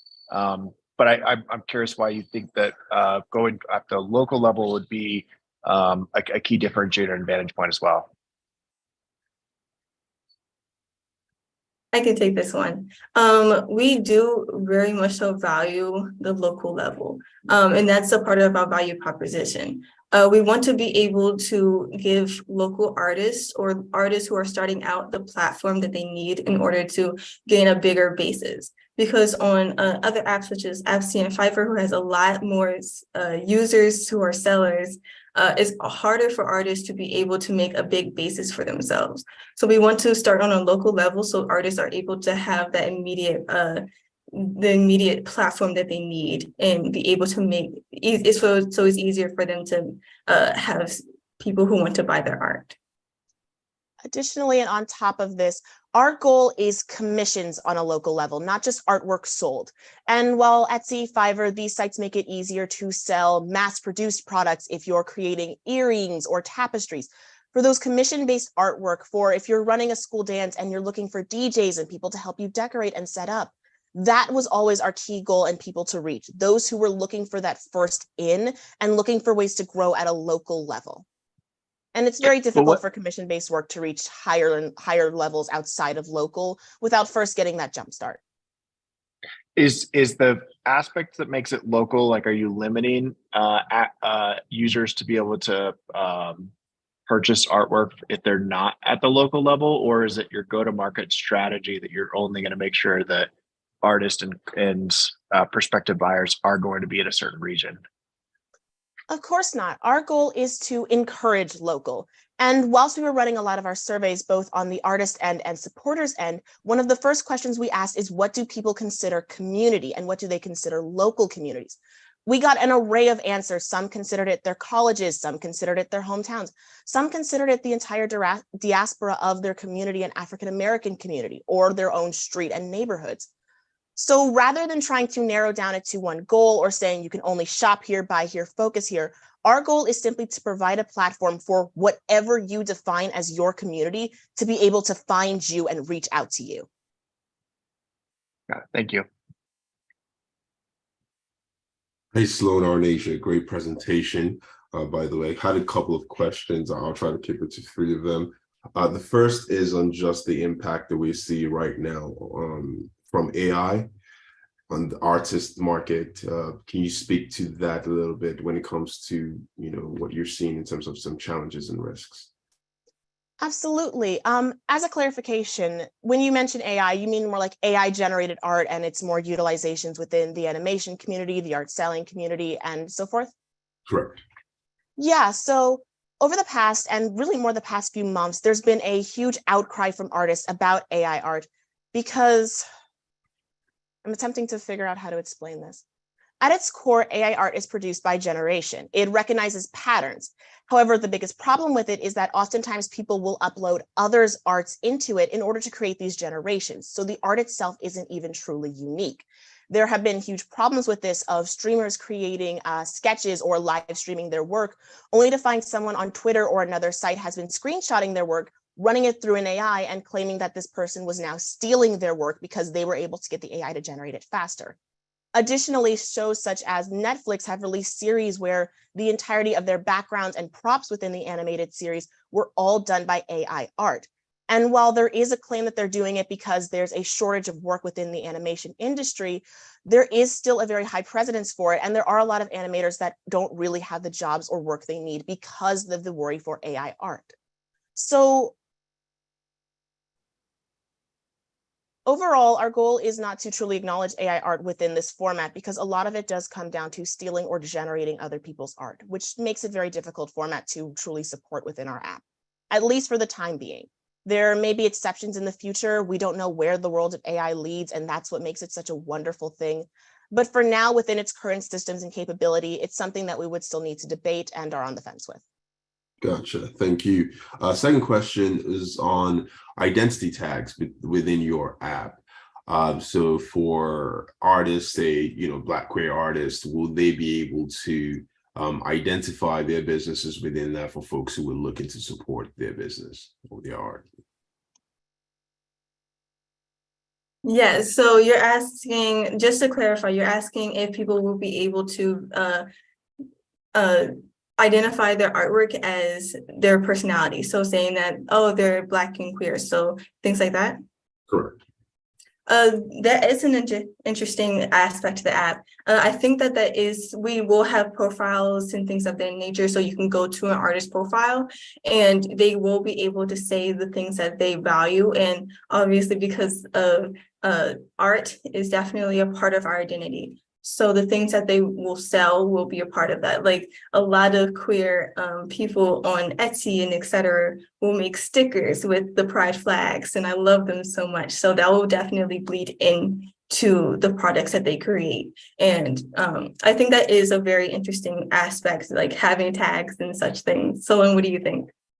Yeah, so the aspect of tags is actually something we were playing around with. The overall idea was was for it to be implemented more within our version 2, where you were able to more select your tags and what you considered community. You could label things as small as your college or your gender to as large as your identity and the conventions or events that you tend to work more often. It was a feature that was very heavily considered. We just didn't get a lot of time to discuss it within this presentation, along with a couple others like our smart commissioning features and our automatic watermarking features to prevent art theft. And following up on that, like you mentioned with the community, not having any tattoos myself, but being a fan of them, are tattoo artists part of, or can they be part of that ecosystem? 100%. We designed Muse to be for every single type of artist. If you do posters, if you do graphic designs, if you do stickers, if you do animators, there are artists that specialize in window paintings for shops and details. We wanted them to have just as much of an opportunity as any other artist. And as digital artists ourselves, who mostly make our money off of commissions or build money off those commissions, we recognize the need for that as well. Thank you. Lauren and Agnesia, great job, excellent job. One of the questions I have is, can you elaborate a little bit on your fee structure? I think I understand the 5% fee structure that's from the supporters. Can you elaborate on the commission fees? Is that per transaction? Of course. So we have a 5% fee because we don't want to interfere with the artist profits at all. And we don't want to have it so the supporter have to pay that as much money. So because of that, we have an included and excluded. So the artist will be able to choose whether they want to include the fee into the commission or exclude it. So you can see on the chart here, the excluded fee makes it so it's excluded from the commission. So the supporter will have to pay an additional charge for the 5% fee. Included the commission will have it so it's included from the commission, so it'll be automatically taken out of the profits that the artist will receive. And the supporter will have to pay a flat fee, which is just the price of the commission. Thank you, gotcha. My other question is, do you have a working app already? Have you beta tested or market tested your app? So while we have run through a couple of beta tests, admittedly mostly via Figma, simply because we were lacking in a lot of more of the support for the app that we would truly need, both financially and time-wise within this competition. Within beta testing, we did get those. We haven't done anything truly higher yet. Our overall goal was to utilize this competition to garner the support we'd need and also the market research to know if this was something we would need to further pursue and begin actual beta testing. Got it. Thank you. Not a problem. Hi, great presentation. Thank you so much. I love the concept, so big fan. But I did have questions around the fee structure as well. And I was curious on why 5% for your fee. And I wanted to know a little bit, taking a step back, when you said you're going to have payment within the app, I assume you're going to do that through a payment processor like Stripe or another API connection. Okay. With that, so there's global interchange rates, and then there's integrations like Stripe where you can have the flat fee, which is great for simplicity. However, it can be pricey per transaction, especially when you're talking about up and coming artists and new things. So the Stripe integration is around like 3%, give or take, and your fee that you're taking is 5%. Within your pricing, I didn't see anything accounting for that extra chunk of change that's going to be removed from each transaction. Is that included somewhere and I'm missing it? Or is that part of going to be rolled up into the 5% fee? I just wanted to get some clarification there. Yeah, of course.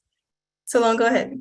Yes. So within our business plan, I know we did have a couple of pages and slides dedicated to budgeting and how we saw our goals progressing with us first breaking even, then actively generating profit. Both the allocations for paying for those features, both within Firebase and also the amount that the APIs would start to pull from our app were accounted for. However, at the core of the problem, the core of the question rather, the reason our fees were so low is because we wanted artists to truly be the ones making money and garnering their profits. The reason that sites such as Etsy are currently faltering right now is because they recently had a jump from their 5 to 10% fee for every product sold to something close to 20. This meant that artists who weren't selling something close to 10K a month were losing almost all of their profits. If they were making only 5K, they were only taking home maybe 2K or so of their total net profits, which wasn't enough for them to continue buying supplies, wasn't enough for them to keep their stores open with Etsy's store fee, and overall just meant it wasn't viable for smaller artists. So although us creating a smaller fee goal did limit the resources that we were able to work with and shorten our profit time, we did try to implement a premium subscription and similar subscription fees in order to counteract this. But since our goal is taking care of the artists, their communities, and ensuring they're receiving the support they need, our focus went there. Yes, and for the payment process, it will be automatic, but that will be a later stage. Because it's just the two of us right now, we will be having to do a bit more manually, but later on, probably in year 3 or 5, we will include that. And as we have more help with people who have those type of processes, we will make it a lot more automated.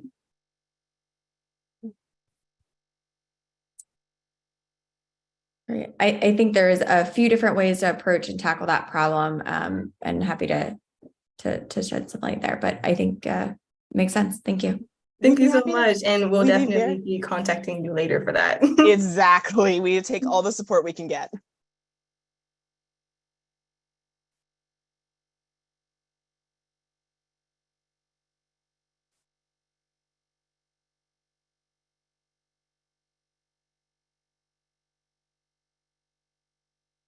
Any other questions? A curious question. What art or what facet of art right now do you see as the fastest growing, in terms of craft sculptures? Personally, when it comes to our app specifically, when it comes to individuals, I do believe that service art, which can include like cosmetology, hairdressing, those of nature, especially since we will be marketing to HBCUs, that's definitely going to be a very big and fast growing for us specifically. Solon, what do you think? I do see cosmetology specifically being one of our largest growing, alongside music, vocals, and similar work, especially since we're marketing more towards college and younger groups.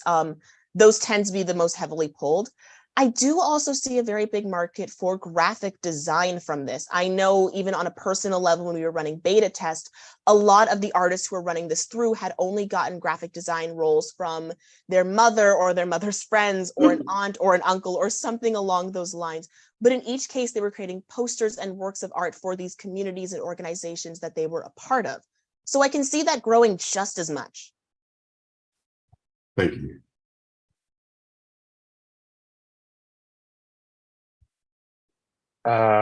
Okay, if there are no other questions from the judges, I did have thank you one. all. Oh, go ahead. Sorry, one other question I thought of. Since you guys are really focused on staying local, I assume that's part of your strategic plan. What local partnerships have you secured that you're including in your growth plan for the next year? So currently we have not excluded, apologies. We've accrued partnerships with North Carolina A&T University, our own school, Howard, Xavier, and Tennessee State University, just to start out those communications and networks there. I know Ray does have more information and can speak to larger ones outside of our school and where we've been attempting to build connections as well. Yeah, we are currently trying to get with the organizations around campus for all 4 campuses. So we can have, especially with artistic communities, and seeing as most universities have art clubs or art organizations, that would be like our main focus, to get artists on board. And through that, we will get artists around campus. That's currently what we have right now. In the future, we do want to have partnerships with a lot of different, hopefully companies and a lot of universities as well. Great, thank you. Okay, if there are no more questions from the judges, well, thank you very much. Sloan, Arnasia, awesome presentation. And with that, I'll hand it over to Kezia. Thank you so much. Mhm. Congratulations, ladies. I love that you all refer to each other as the tech and the business. Now, I have a few friends that go to North Carolina A&T, and they have informed me that that is the greatest homecoming on earth. I don't know. I went to school in Hampton Roads area. So my friends at Hampton University, Norfolk State University, even Howard Bison in Washington, D.C., where I'm from, may challenge that a little bit. But around homecoming season, I always see that G-Ho coming down my timeline on Instagram and also on TikTok. But congratulations, ladies. I love that you called out the illustrious North Carolina A&T. Now, we are moving on to our third quiz. We've already given out $50 worth of Amazon gift cards, and now we're going to move forward to the next quiz to see who's going to be our third winner of a $25 gift card. Moderator, if we could pull up the quiz questions. Thank you so much. All right, so our first question. When did Martin Luther King Jr. give his I Have a Dream speech? Was that September 9th, 1965, January 19th, 1963, December 21st, 1962, or August 28th, 1963? Question number 2, what organization formed February 12th, 1909? Was that the NAACP or the National Association for the Advancement of Colored People, the National African American Leadership Summit, the National Black Chamber of Commerce, or the National Black Women's Justice Institute? All right, let's move on to question number 3. Who wrote the best-selling memoir, I Know Why the Caged Bird Sings? Oh, this is one of my favorites. Coretta Scott King, Alice Walker, Maya Angelou, or Michelle Obama? Next up, before Barack Obama became president, 2009 to 2017, he served as what? The mayor of Chicago, U.S. Senator. Did he serve in the U.S. House of Representatives? Was he the governor of Illinois? Drop your answer. And the next is, who was the first African-American in the Major League Baseball? Was that Ernie Banks, Jackie Robinson, Lori Doby, or Frank Robinson? And then our final question, who was the first African-American Nobel Peace Prize winner? Was it Nelson Mandela, Ralph Bunche, Desmond Tutu, Wangari Maathai? Who was it? Out of those 4 options, lock in your answers now. And as we mentioned before, yes, if we have several individuals who answer each one of the quiz questions correctly, we're going to go with who answered them first and fastest. So make sure to lock in your answers. As we get down to the final 3 minutes, for the women who are currently in our chat, who have started a business or are currently in business, so you're working in a sector maybe that deals with business management, business operations, business development. Because we had 2 wonderful young women in our last pitch competition, drop in the comment section what advice you would give to them as women entering into the field of entrepreneurship and also business. One statistic that sticks out to me is the statistic that Black women are the fastest growing segment of entrepreneurs. I just think that's an incredible statistic because it speaks to Black women wanting to solve issues and problems for themselves. Another alarming statistic is that Black women will lose millions of dollars over their working career. I think that the number is close to like $940 million, something, maybe not that high, but millions of dollars over their working career, not because they're not twice as smart, not because they're not twice as good, or not because they're not working 2 times as hard as their peers, but simply because they are Black women. And so I always like to bring that up because when folks talk about or when they quote the Beyonce lyrics like, oh, I want to be the next Bill Gates, I want to be the next Steve Jobs, I want to be the next Mark Zuckerberg. I mean, these are wonderful innovators, but I love how Black women are saying, I want to be the best version of myself as an entrepreneur, because what they're saying is, I know that there are systemic issues like the pay gap and the wage gap and the wealth gap, but instead of it affecting me, I'm going to do what I can to earn the wages that I know that I'm worth. So for all the Black women who are watching this, all the Black young ladies who are watching this, who are part of the fastest growing segment of entrepreneurs, I just want to continue to encourage you to keep pushing. Faith, thank you for contributing to the conversation. One of the comments that she left, or the comment that she left, was don't be afraid to stand up for yourself and stand behind your product or service. That's right. You've put a lot of time and energy into your inventions and also your innovations. And though there's nothing wrong with getting feed forward, I always like to say feed forward instead of feedback, feed forward about your inventions and also your innovations. You know, like follow your gut instinct. I want you to follow your intuition. If you know that this invention can make an indelible impact within the market, then I want you to make sure that you commit to the process and don't give up. So even if you have to pivot, which we saw a lot of businesses doing during the pandemic. So I want to thank you all for participating in the Black History Month quiz. And this is quiz number 3. In just a few seconds, we're going to see the correct answers. And then we're going to bring on our 4th and final team competing for $25,000 grand prize. With that, let's show our correct answers for quiz number 3 before we bring up our final team. All right. We'll just bring up our final team.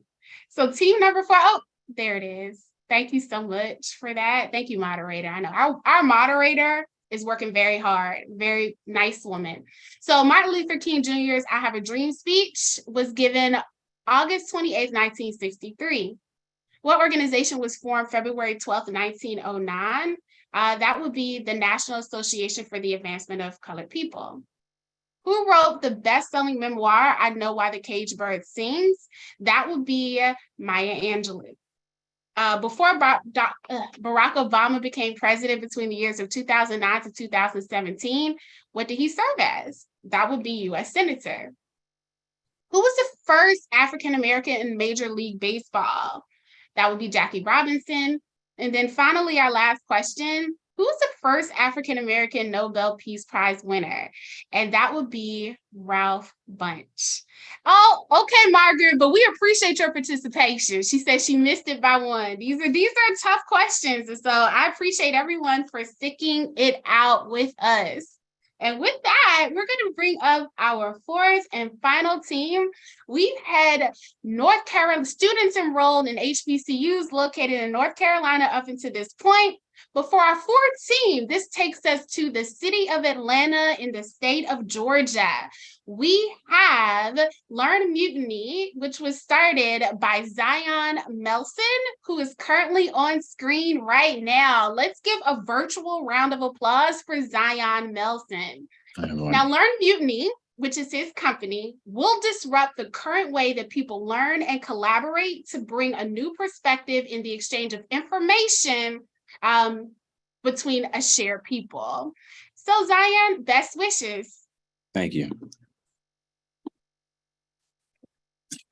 All right, you guys, it's coming in fine? All right, great. Yes, it is. We can see it. I'm here to present to you Learn Mutiny. So typical learning is pretty boring. I think we all can attest to that. Learn Mutiny makes learning more fun. Let me show you how. Your friends have been constantly telling you about how all the money they've been making in the stock market and how you should invest, but you have limited experience. So you decide to go home and research and find out what they're talking about. Yet after a couple of minutes searching, you soon find out you have no clue where to start searching and quickly become bombarded with seemingly useless information. This can be pretty frustrating. If only there was a tool that could help guide your research. Well, hello, my name is Zion Melson. I'm the founder of Learn Mutiny. Learn Mutiny is a browser extension that expands upon current topics that you are currently researching. The simple question of what is a stock search typically leads to an endless amount of links and articles with unfamiliar concepts and terms. With Learn Mutiny, we make this different. The same link, we can now access our Learn Mutiny bookmark. As you can see, we can look at The Big Short, for example, a movie about the 2008 financial crisis. This shows the capabilities of Learn Mutiny, but let's say you want to go a little bit more academic and you don't want any entertainment. You can go back, and you can also see from our bookmark, you could go to a YouTube video on how does the stock market work? And you're directly taken to a TED Talk about the stock market. With our pro version, you can expand upon this. Say you have interest in Python as well. Having your previous sessions of stock market and analysis on the technical analysis of financials, you can see we always have our Python thing, but we can also look at an AI deep learning model tailored to your next searches and what you want to research next. This is the true power of Learn Mutiny, to create a predicting model based on what you want to research. We envision a future where learners can chart their own path in career and show their value to recruiters, where research becomes a commodity between businesses and people, and where these learners can become the center point for companies to select their future talent. Learn Mutiny is building the foundation for the next generation of learners. The effects of COVID-19 propelled online learning massively. And in a study conducted by Stack Overflow, it reported that the primary channel for learning for students is online resources and courses, and that's for over 75% of students. This study also highlighted that coding is the fastest growing topic taught in schools. But people really need Learn Mutiny. While the increase in online education has increased the amount of information online, traversing through this information can be a pain point for many people. In fact, in a study we conducted of over 50 top students in Atlanta, we found that the main issues they run into when learning a new skill online are uncertainty in next steps, too much information to take in, inability to gauge understanding of a topic, and no way to really test or use their skills. We can penetrate a niche market by partnering with student organizations and core university placement organizations, as well as YouTube promotions and sponsorships to promote organic growth. And our product will really be offered through 3 verticals: the App Store, the Extension Store, and also through our app or a web app for our enterprise clientele as well. We also plan to outsource our marketing and sales needs early on to stay agile and make shifts according to our product. Learn Mutiny is really revolutionizing the common stereotype of learning by taking a new field of education. As you can see from our marketing and branding, we expect this shift in perspective to be the main fuel behind our growth and success with a new generation of learners. So our market sizing. All learners and recruiters in the United States, we said was around 80 million people.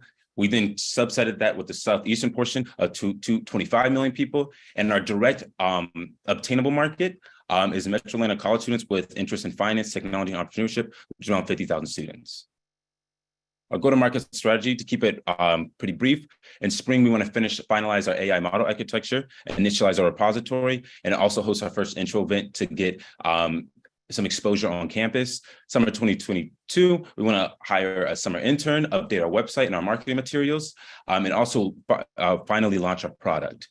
In fall 2023, as students come back to college, we really want to go heavy on our marketing, partnering with university recruiters, starting that conversation, and also getting ready for our future raise for our 2024 goals. And in winter, we want to review our model architecture, make adjustments as needed, because with data there's some drift, and also hire a full-time developer and build out our recruitment platform MVP. Our 3-year roadmap is pretty quick and concise. Year 1, we want to hit 200 free subscribers. Year 2, we want to take that number to 4,000 with 80 pro subscribers. Year 3, 8,400 pro subscribers and $50,000 in recruitment contract value.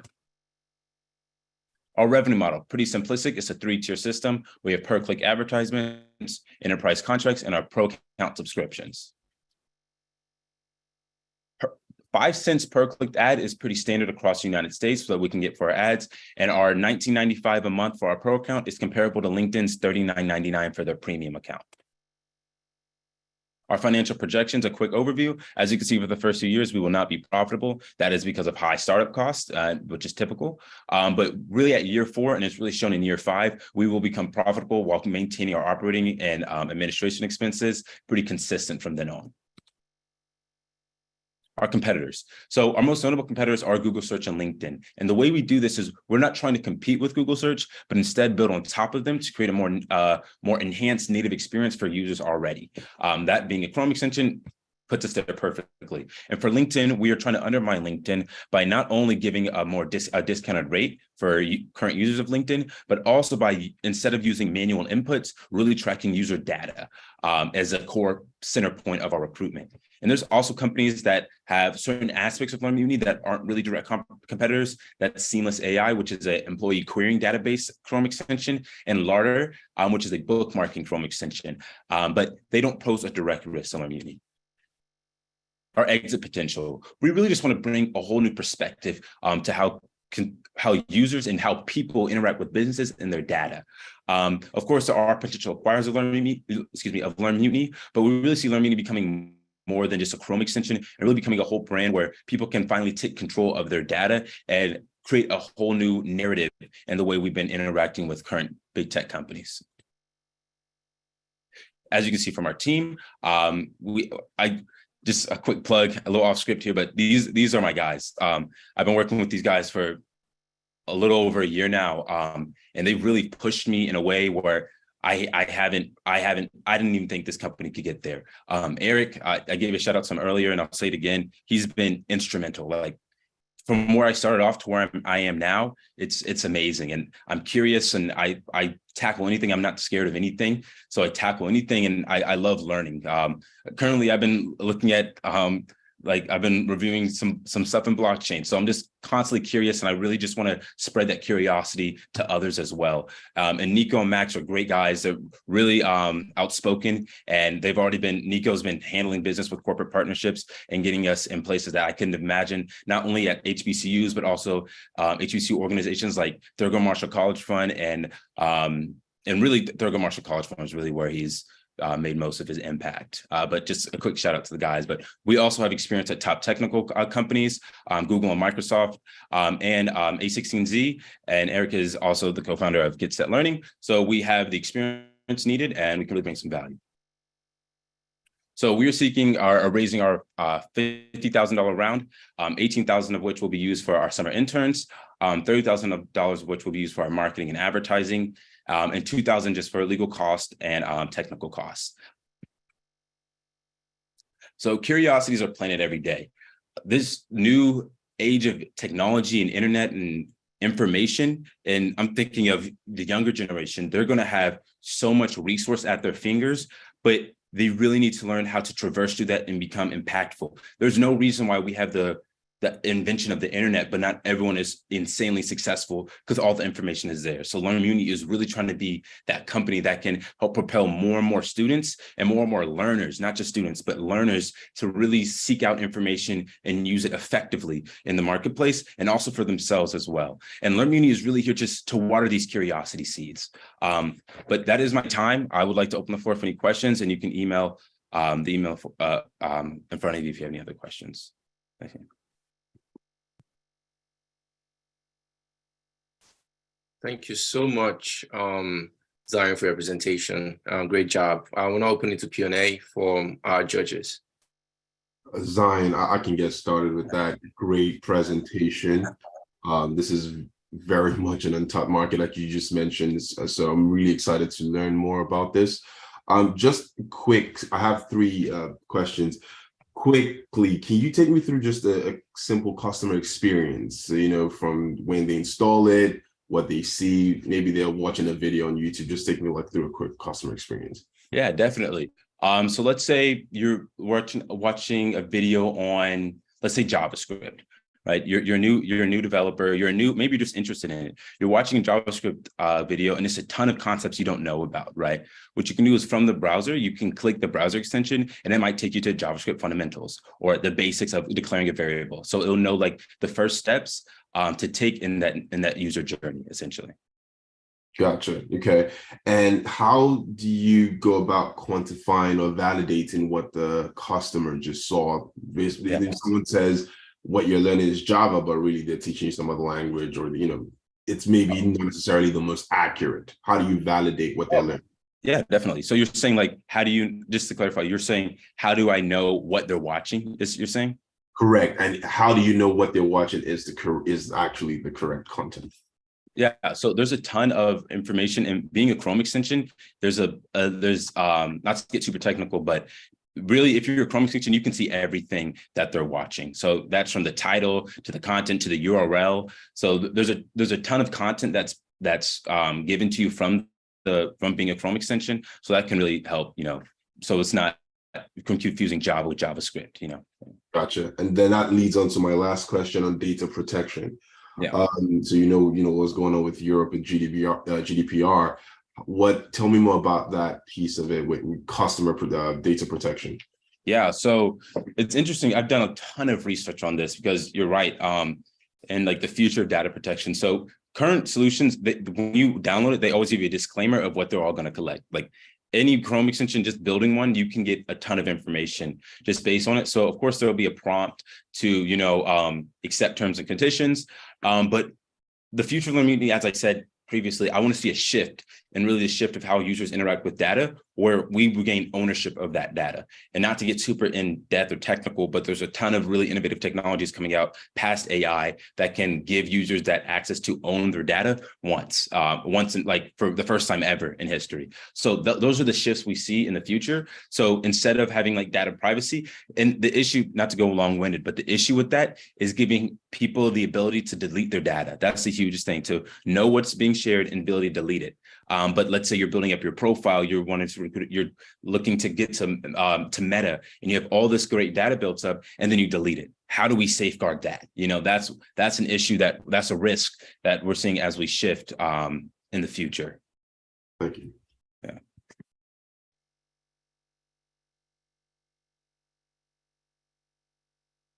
I have a question. Thanks so much, Zion, for the presentation.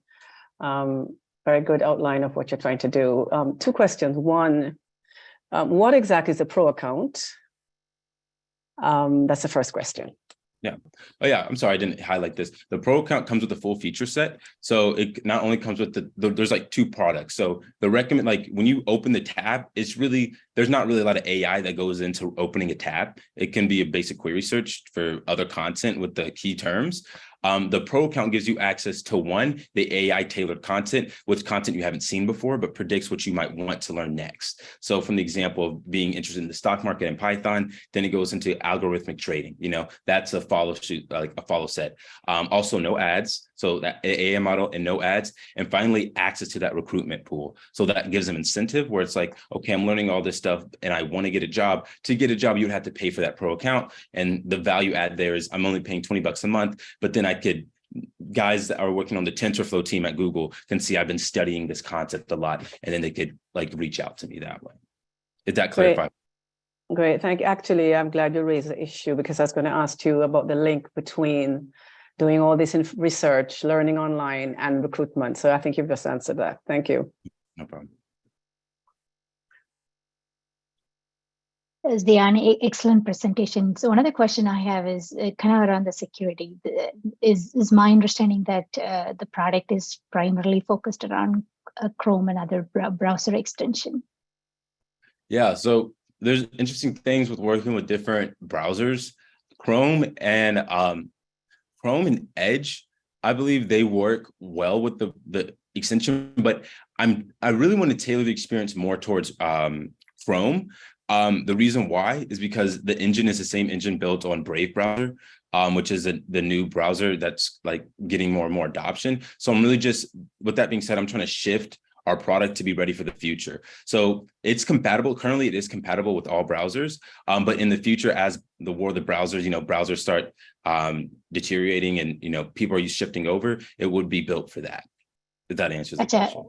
It does partly, but sort of where I was going with this, a lot of users do disable extensions. And have you considered that segment of users? And, if they decide to disable the extension for security reasons? Yeah, they can. I guess that wouldn't be our target user then. The mindset of Learnmuni is it's used as a tool. So just like Grammarly, people wouldn't disable their extension if they need to use Grammarly. They wouldn't disable the extension if they wanted to use Learnmuni. So the point is you actively know it's on and it's helping you, right? So if you have your extension disabled, that's great. That's fine. You don't have to use it. If you want to use it and you don't want to pay for it, there's also a free version that can help you expand on your learning. Gotcha. Have you considered any other, possibly any other delivery mechanism than extension? No. And the reason why is because I'm not trying to be a one-shoe-fits-all approach. I want to really lock down on the core product and really tailor what I'm offering for that. So I find that through the best way to find out what person's understanding of a concept is through what they research. I feel like the other opportunity is through school and grades, right? So there was an old MVP I had where it could track students' grades, but I shifted to this because I believe that research even gives you more data and really more insight on what a person's learning than their grades. So the Chrome extension is the best way to go about it in my perspective now. And yeah, that's I mean, there's a future product of having an app and then recruitment platform, but the main base of it is that Chrome extension. Thank you.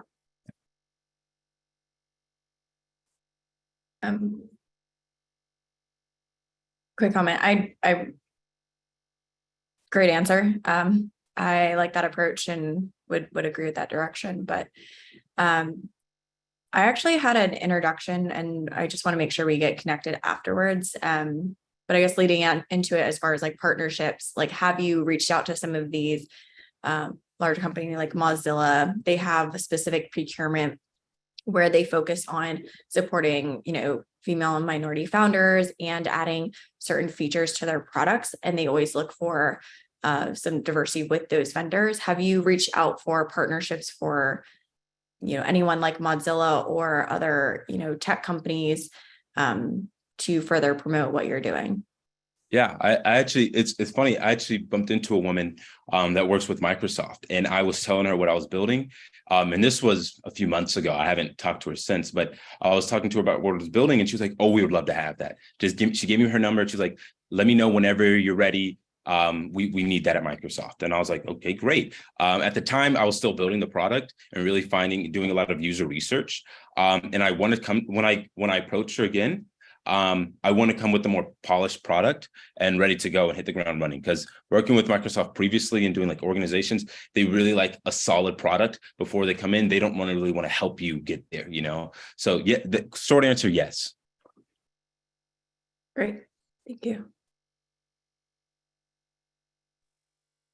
Zion, great presentation and really exciting space that you're in.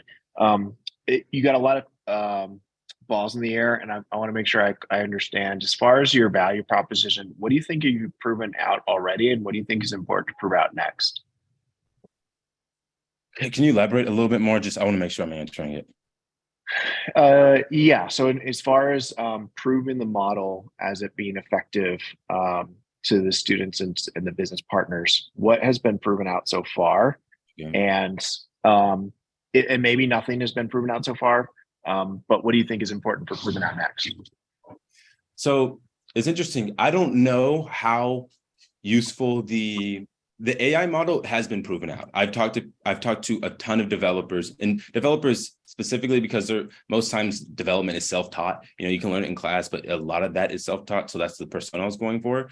That next step is crucial. It's huge. People are like, okay, I get this, but they get to like, not a glass ceiling, but almost like at the end of the road where they don't know where to go next. So that next step is huge.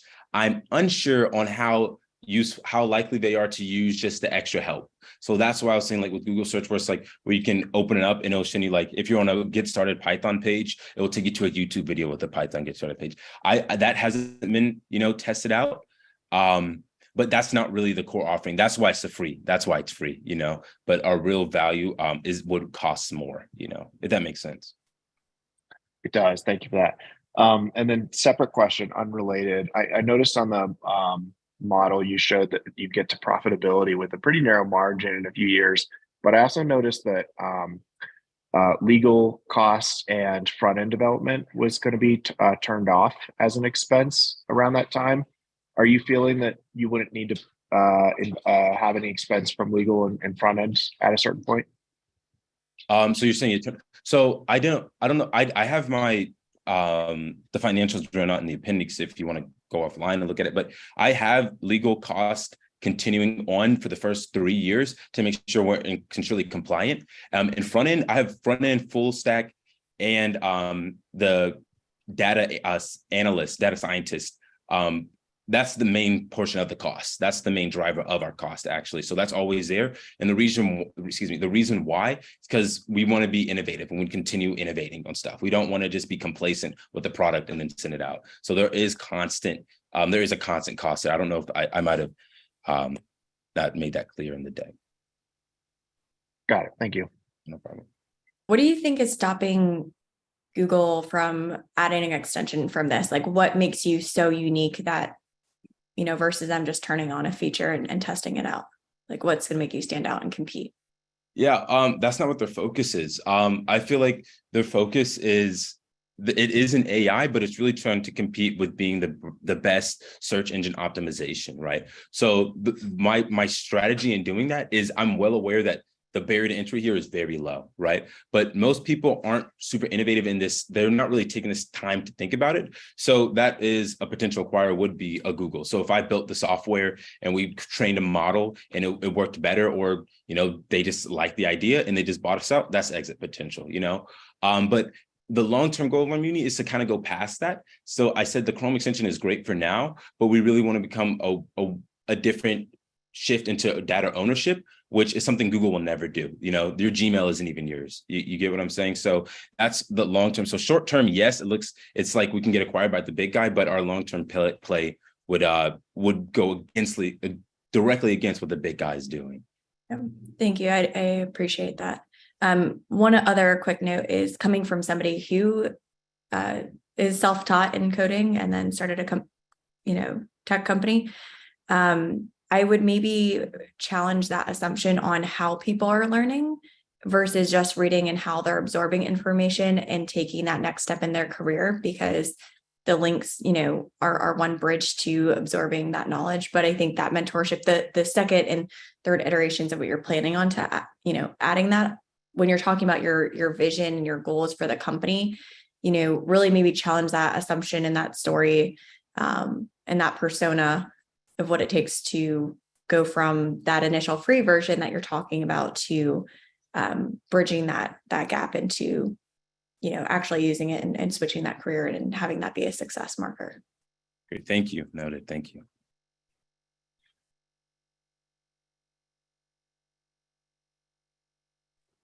Awesome. Thank you so much, judges, for your questions. Great job, Zion.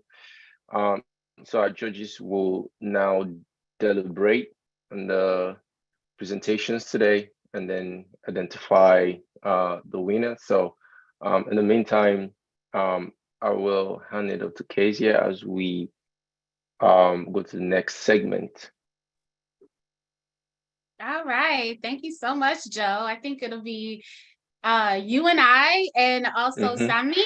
I absolutely love that presentation. Thank you so much for sharing more about Learn Mutiny. One thing that really jumped out to me is the freestyle at the end of your presentation, where you really shouted out those individuals who helped you develop that concept. nothing great is ever done in a silo. And one of my favorite African proverbs is that if you want to go fast, go alone, but if you want to go far, go together. And it is clear that you value the tribe that has helped you birth the innovative idea that we just heard today in the form of LearnMuni. And so congratulations, young man. I wish you all the best. So we are now reaching the final leg of this grand finale competition. Our judges are meeting right now to determine who is going to be the final winner. And while they decide that, the three of us, we're going to have a conversation with you. And so I hope you're by your computer or your phone, because we want you to be super active in the chat during this time. Yeah, sure. Thanks so much, Kezia. Great job, everyone, so far. I guess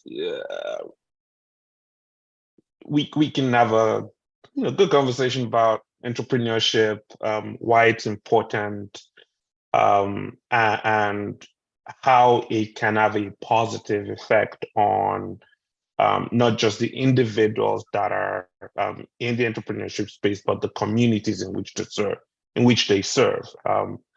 You mentioned a couple of times, Kezia, that within the African American community, there aren't as many people interested in entrepreneurship, and doing everything possible, to get them the right skill sets, get them the right tools, get them access to funding, get them access to mentors, I think is especially crucial to ensure that, they continue to be successful.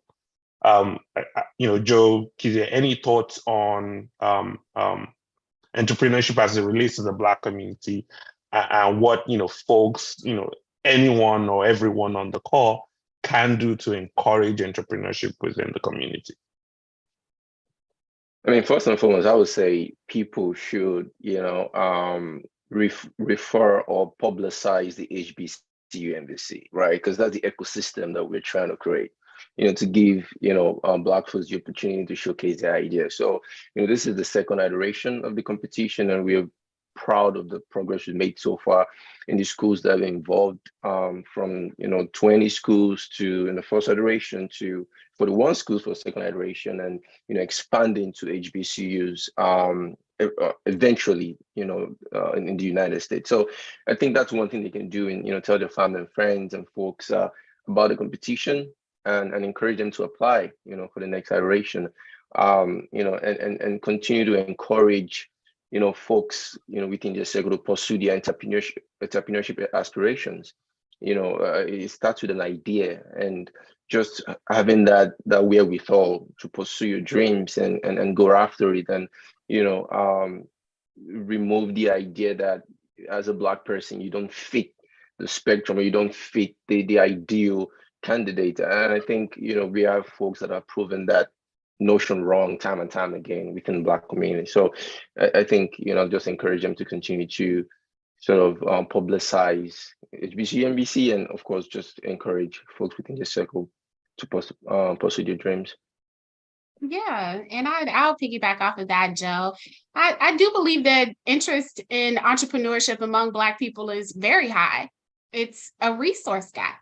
That's what we're experiencing. It's not the interest, it's not the hustle, it's not the drive, it's the resource gaps that prevent Black entrepreneurs from subsisting longer than any other entrepreneurs. It's new data that was introduced by the US Census Bureau, but the last data said that there are 2.56 million Black entrepreneurs, 109,000 of which have become employers. Big reason why a lot of the entrepreneurs who are Black have a difficult time becoming those employees is because there is that funding gap. It is difficult to find mentorship. There is the stigma that surrounds a lot of Black-owned businesses, that we are unprofessional, that it's dirty, that it's cheap, right? That we're going to provide subpar service, et cetera. We saw during the protest that a lot of individuals were pledging to buy Black, and yet those pledges ended on social media. They started and ended on social media. And so when I think about what can we do to subsist, I think the first thing is we hold people accountable for supporting the Black-owned businesses that are out there. And accountability to me looks like you can buy from that Black-owned business. If you're a corporation and you work for a business that's made a commitment to Black entrepreneurs, making sure that that pledge materializes into a check. I think that we need to give Black-owned businesses grace. I hear a lot of these entrepreneurs saying that they work full-time and then they come home and they build their business. They're not Amazon. So if you place an order, it's not going to be there in 5 minutes. It might take 5 or 6 days. And so I think that that grace enables Black entrepreneurs to have that time horizon and window to grow in responsible ways. And I think the other thing is that though we do platform a lot of major innovators that have huge name recognitions, like the Steve Jobs, sometimes it's Elon Musk, et cetera, there is a Black entrepreneurial blueprint of individuals who've been able to start where they are, do what they can, and use what they have. We see that with Issa Rae. She didn't start off at Insecure. She started off YouTube, right? That's a free platform using her own income. I love the girl, Mikaela Umer with Me and the Bees Lemonade. She has her products in Whole Foods and other grocery stores, but she started in her kitchen with her grandmother making that lemonade and then selling it in her own neighborhood. And so sometimes our pathway to success may look different, but different doesn't mean that it's ineffective and that it can't be done. And so I would just encourage Black entrepreneurs to keep materializing the substance of things hoped for and evidencing things not yet seen. Great, Kezia. Before we continue the conversation, two administrative items that I wanted to mention.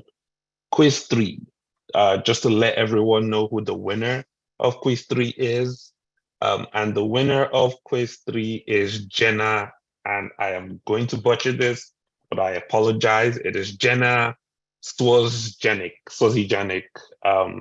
who won Quiz 3. You will get a $25 Amazon gift card. So thank you for responding. The second item is that for everyone, the feedback and poll questions should be showing up on your screen right now. So feel free to give us feedback as to how well the competition has gone, how well the grand finale went, what your thoughts are on what we can do next, and any other additional feedback you'd like to share with us. One thing I wanted to mention is about HBCUs specifically. They are the citadels of learning where you have the immediate access to young entrepreneurs who are interested in going down that route. And they do provide, they are the first avenue by which students can get some of these skill sets. And I wanted to take the opportunity to thank every single faculty member and president and provost of all of the participating HBCUs. They took our calls. They listened to our pitch about the HBCU New Venture Challenge, and they were willing to share details of the competition with every single student, and to ensure that we got as much competition and interest as possible. So a big thank you to all of them. So I guess my question for you, Kezia and Joe, is what do you envision as a community we can do to support the faculty as they provide that guidance, those skill sets to the students of their schools? I think one of the things that is very important is the required exposure, to get, to be able to sort of put them in the position to also sort of build your student. And when I say exposure, I'm talking exposure to, resources, exposure to different networks, right, that we can create to kind of aid that ecosystem we're trying to build. So I think, in conversations with the faculties over the course, prior to the start of the competition, one of the things, one of the recurring things that have come up with this conversation is, being able to kind of help their student, right? Position them in the position them to the point where they're able to sort of venture out themselves, right? Of course, with support from faculty, but just giving them that exposure, that network, right? And that's where we can come in, right? Have, as many info sessions, if you will, or seminars, or because information is key. We live in a global world, and being able to expose students and also let faculties know that we're here to help to provide the information they need, the resources they need, and even how they can get access to those resources. I think it's going to be key, and I think continuing that partnership, it's not just been when we're about to have the competition, just a constant partnership with the schools on how we can support, sort of build that ecosystem, not just within our own community, but also in their respective schools. And I think that's a major avenue to do that. Definitely, I agree with it. Every single thing that Joe just said. And just to add to that, I would say that faculty members could lend not only their knowledge capital, but their relationship capital. Having worked with undergraduate students, they're just starting to build the relationships that they will cultivate over their professional journey. But faculty members have been in the game for a little while. So if you know someone who could potentially fund their idea, if you know someone who they should have coffee with, if there's a program on campus for which that student is not aware, use that knowledge capital and relationship capital in order to connect that student immediately during the time frame that they'll be at college and can access those resources as part of their tuition. I would say, secondly, become a sponsor of that student. And that doesn't necessarily have to be financial. There's one thing with mentoring the student, right? So you choose a student, you meet with them periodically. I think our students need champions, right? So really go out of your way. Instead of that 1 hour meeting every semester, set a time on the calendar, put it on their Google Calendar because they're checking it, and hold them accountable for meeting up with you instead of going to that campus party. And then the final thing is, and this is the biggest issue that we had at United Negro College Fund, we had more open scholarships than we had applicants. We might have a scholarship that was $50,000 and we really wanted to get at least 100 applicants, we would get 2. And so if you know of pitch competitions that are offering capital, knowing that there are HBCU students that are having issues getting access to that, you want to call them. Call them repeatedly as you get closer to that deadline and make sure that they're applying, make sure that you're helping them review that application, hold their hand until the submission and help them through the pitch. Similar to how you've done with this competition. So those would be my thoughts, Sami. Yeah, thank you so much, Kezia. With that, Joe, can you close us out so we give, it looks like, there's interesting conversations with our judges. So if you can, just close us out with a quick closeout before we bring the judges back on so you can share who the winner of the competition is. Absolutely. This has been an amazing grand finale. So on behalf of my fellow HBC NVC co-founders, I'd like to express my appreciation to the finalists for their presentations. We're very proud of the progress you've made over the course of the competition and the work you've put in. To our mentors and judges, thank you so much for taking time out of your busy personal and professional schedule to be a part of this year's iteration of the competition. I also like to thank my co-host, Kezia, for our contribution and in running a smooth event. Thank you so much. And finally, thanks to our audience for your participation. We hope you enjoyed the event, and be sure to follow us on our social media platforms at HBCU NVC on Instagram, Twitter, and LinkedIn. And I'll now hand it over to Kezia to announce the winner of the 2022-2023 HBCU NVC Business Plan Competition. Okay, we got $25,000 on the table. All right, I want you to drum roll, please, wherever you are, because we're about to announce the next winner of the HBCU New Venture Challenge, and that is the CEO of Unchained. Congratulations. Come on screen, because I know you're still here. We want to hear this acceptance speech, young man. What do you have to say? Completely honored and grateful for this opportunity. Like you guys mentioned, the road to entrepreneurship is, you know, a path that not many choose, but when you choose it, it's great to know that you have people that, you know, have been through the same things and understand the struggle, but also understand like the fuel and fire you get through the journey. So I appreciate the opportunity, extremely grateful to, you know, get the perspective that I gained and, you know, looking forward to the future. Thank you. Awesome. Congratulations. And we will go ahead and close out. Sammy, would you like to close out? Yeah, sure. I guess before we close out, do any of our judges have anything they'd like to share with Bilal before we round up? I'd love to just say one quick comment to all of the companies today. Really fantastic presentations. Whenever I look at an early stage company, I always think of the 4 T's. I think about team, TAM, traction, and technology. And I think we saw a lot of really good teams, really big markets, a lot of cool tech out there. But Bilal, what you guys have done with traction is really impressive. And I think you guys have a lot of opportunity to continue building upon that traction. Just encourage all the teams to really continue to push down their mission. I think there's a lot of exciting stuff to come out of them. Awesome. Anyone else? Yeah, I'd just say it's really easy to be on this side and be judging and pitching in. It is very challenging to be on the other side of that.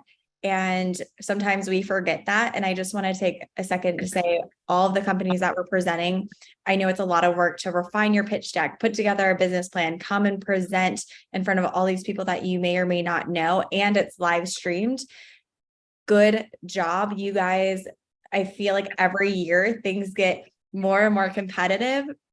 And looking back, you guys are just so much farther along than I feel like we in some cases would have been. And I don't want to undermine that. You guys did a fantastic job. It's quite a challenge to do what you're doing. And you guys were very impressive today. Great presentations, very articulate. New Year stuff where, you know, it was very clear that there was great mentorship and a lot of preparation that went into it. So just want to say that hard work paid off. You guys did a phenomenal job. So congrats and kudos to all of you.